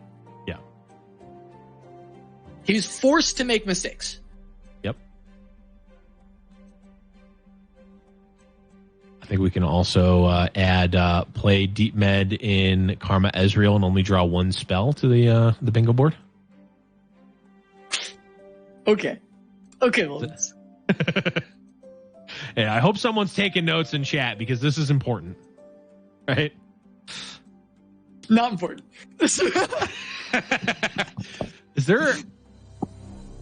Oh, the shroom death. The shroom death. Actually, funny enough, because the Deep Med wouldn't draw a card, it's just a free 3 mana, deal 2 damage to Nexus. True. There was like some weird stuff, maybe gets him close, but dodging the shroom there was going to be very difficult for Glop. So he's going to go down a game, but if you remember, set 1 went down a game, could not beat the Ezreal TF, but he beat Endure twice. And once again, Szerro, down to Endure, just has to win. He has 2 chances. Yeah. He has to take down Ashnox, and he has to take down Karma Ezreal. With They Who Endure, he has to take down one of the 2 decks. And Szerro will be your champ, but Glop already did this once before. Yeah. Can he do it again? Glop, you know what? Just doesn't want to take it easy. Just wants back against the wall the entire time. Even after the bracket reset, it's like, okay, it's back to even footing. I want to put my back against the wall again and just start swinging, and we're seeing it happen again. And again, the Omen Hawk, he knows, Glop knows, I don't need the Omen Hawk. Get it out of my hand. I don't want it in the opener. I know what's important in this matchup. I'm still astounded by it, but just because it's such a higher level play than I'm used to making, that I love it. And he found the Trapper. So this is what essentially was being talked about by Rattling Bones. You really want Trapper. It's like a very important card in the matchup. So if you don't have Trapper, then the Omen Hawk isn't doing you any favors. Throw it away. Big brain strats from Bones. I appreciate the insight that he gave in chat earlier, because I was very interested by this play. It makes a lot of sense. You need to find the cards that you need to win. The cards that win the matchup are the ones you need to find. And well, would you look at that? Glop finds Trapper. He finds Assessor. He's got a really great hand. It feels like once again.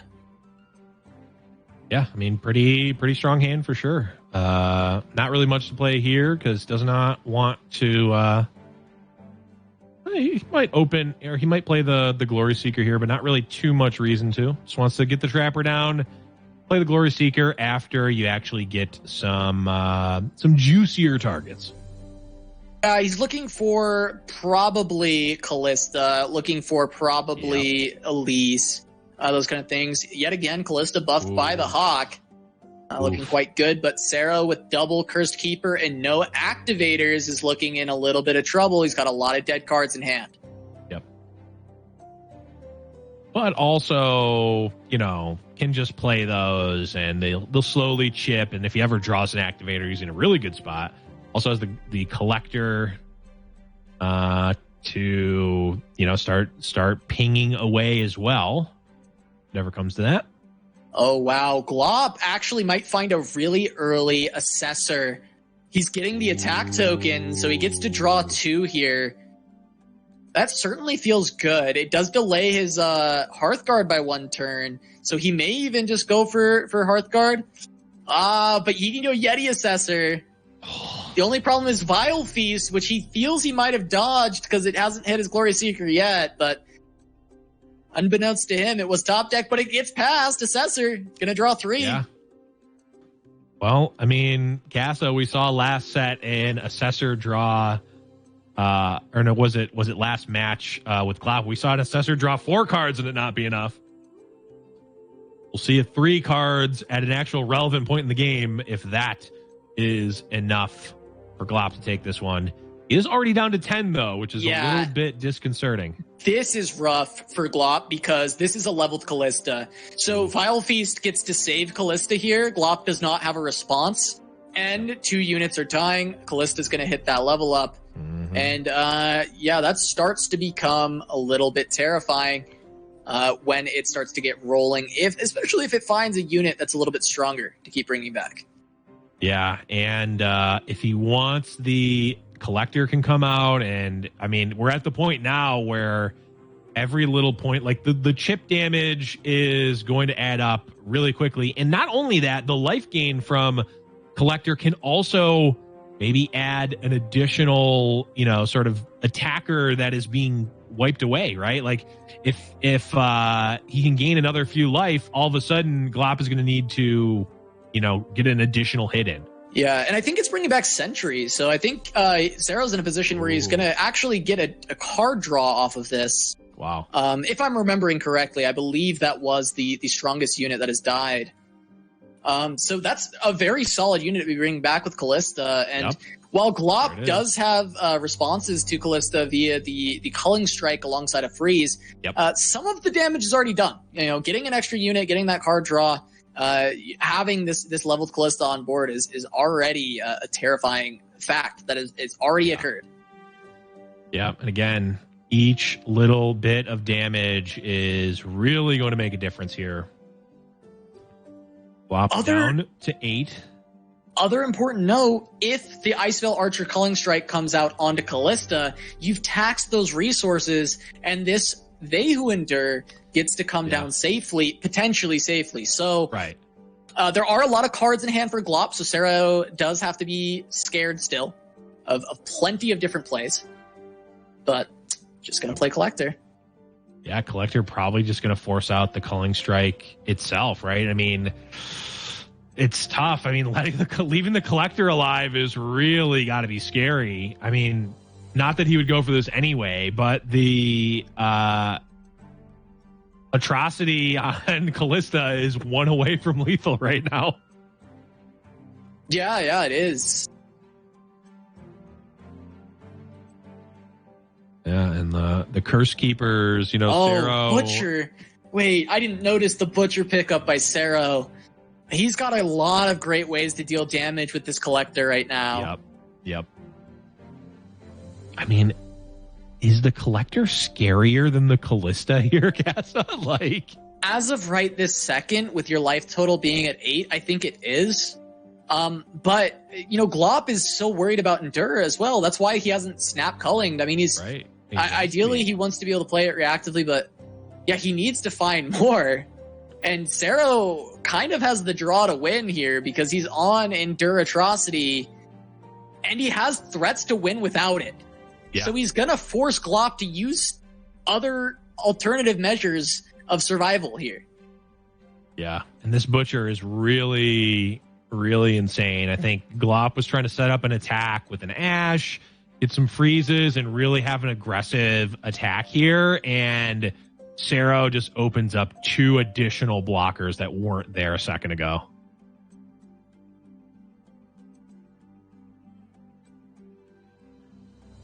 Yeah, denying another blocker with a Sentry. We're finally actually seeing this card played. Yep. The good news here is, actually, Ashe is not leveled up, right? Or it won't be leveled up, I don't think. No, she will not. So this Callista can still block, technically.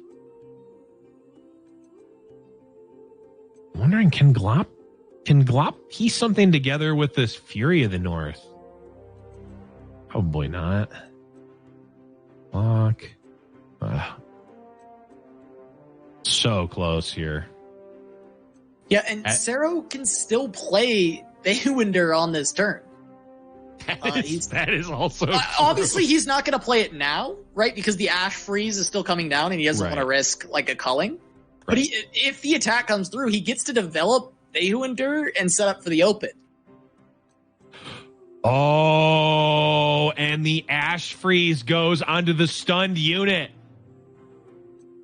Right. Oh, I wasn't even thinking overlooked. I think this was overlooked by Glop when he went for the stun. I didn't pick it up the second it happened. I wasn't considering it. That is a very interesting interaction because it's obviously not one that we're used to seeing, that we talked about before that card. It's not usually ran in this deck. Very easy to miss. Glop needs to hit a Harsh Winds. He's 1 off of lethal with the Fury. Wait, is he?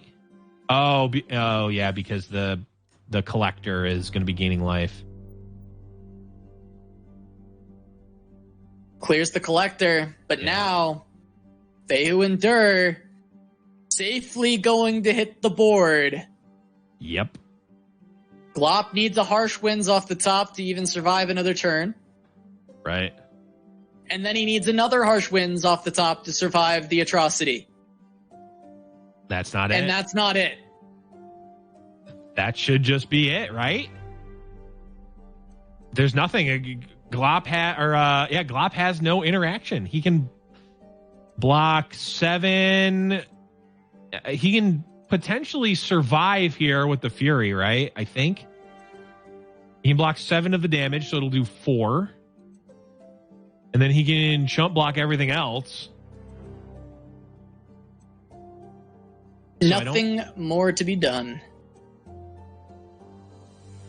Yeah, I mean, just has to block. Because we know that there are not freezes here. Right, with Ashe gone, there's no... With Ashe off the board, there is no freeze that can stop this Atrocity. At 4 mana, there is not a single thing in the deck that can stop the Atrocity. Szerro knows it. Oh. And he goes for it. Yep. That's going to be it, Casa.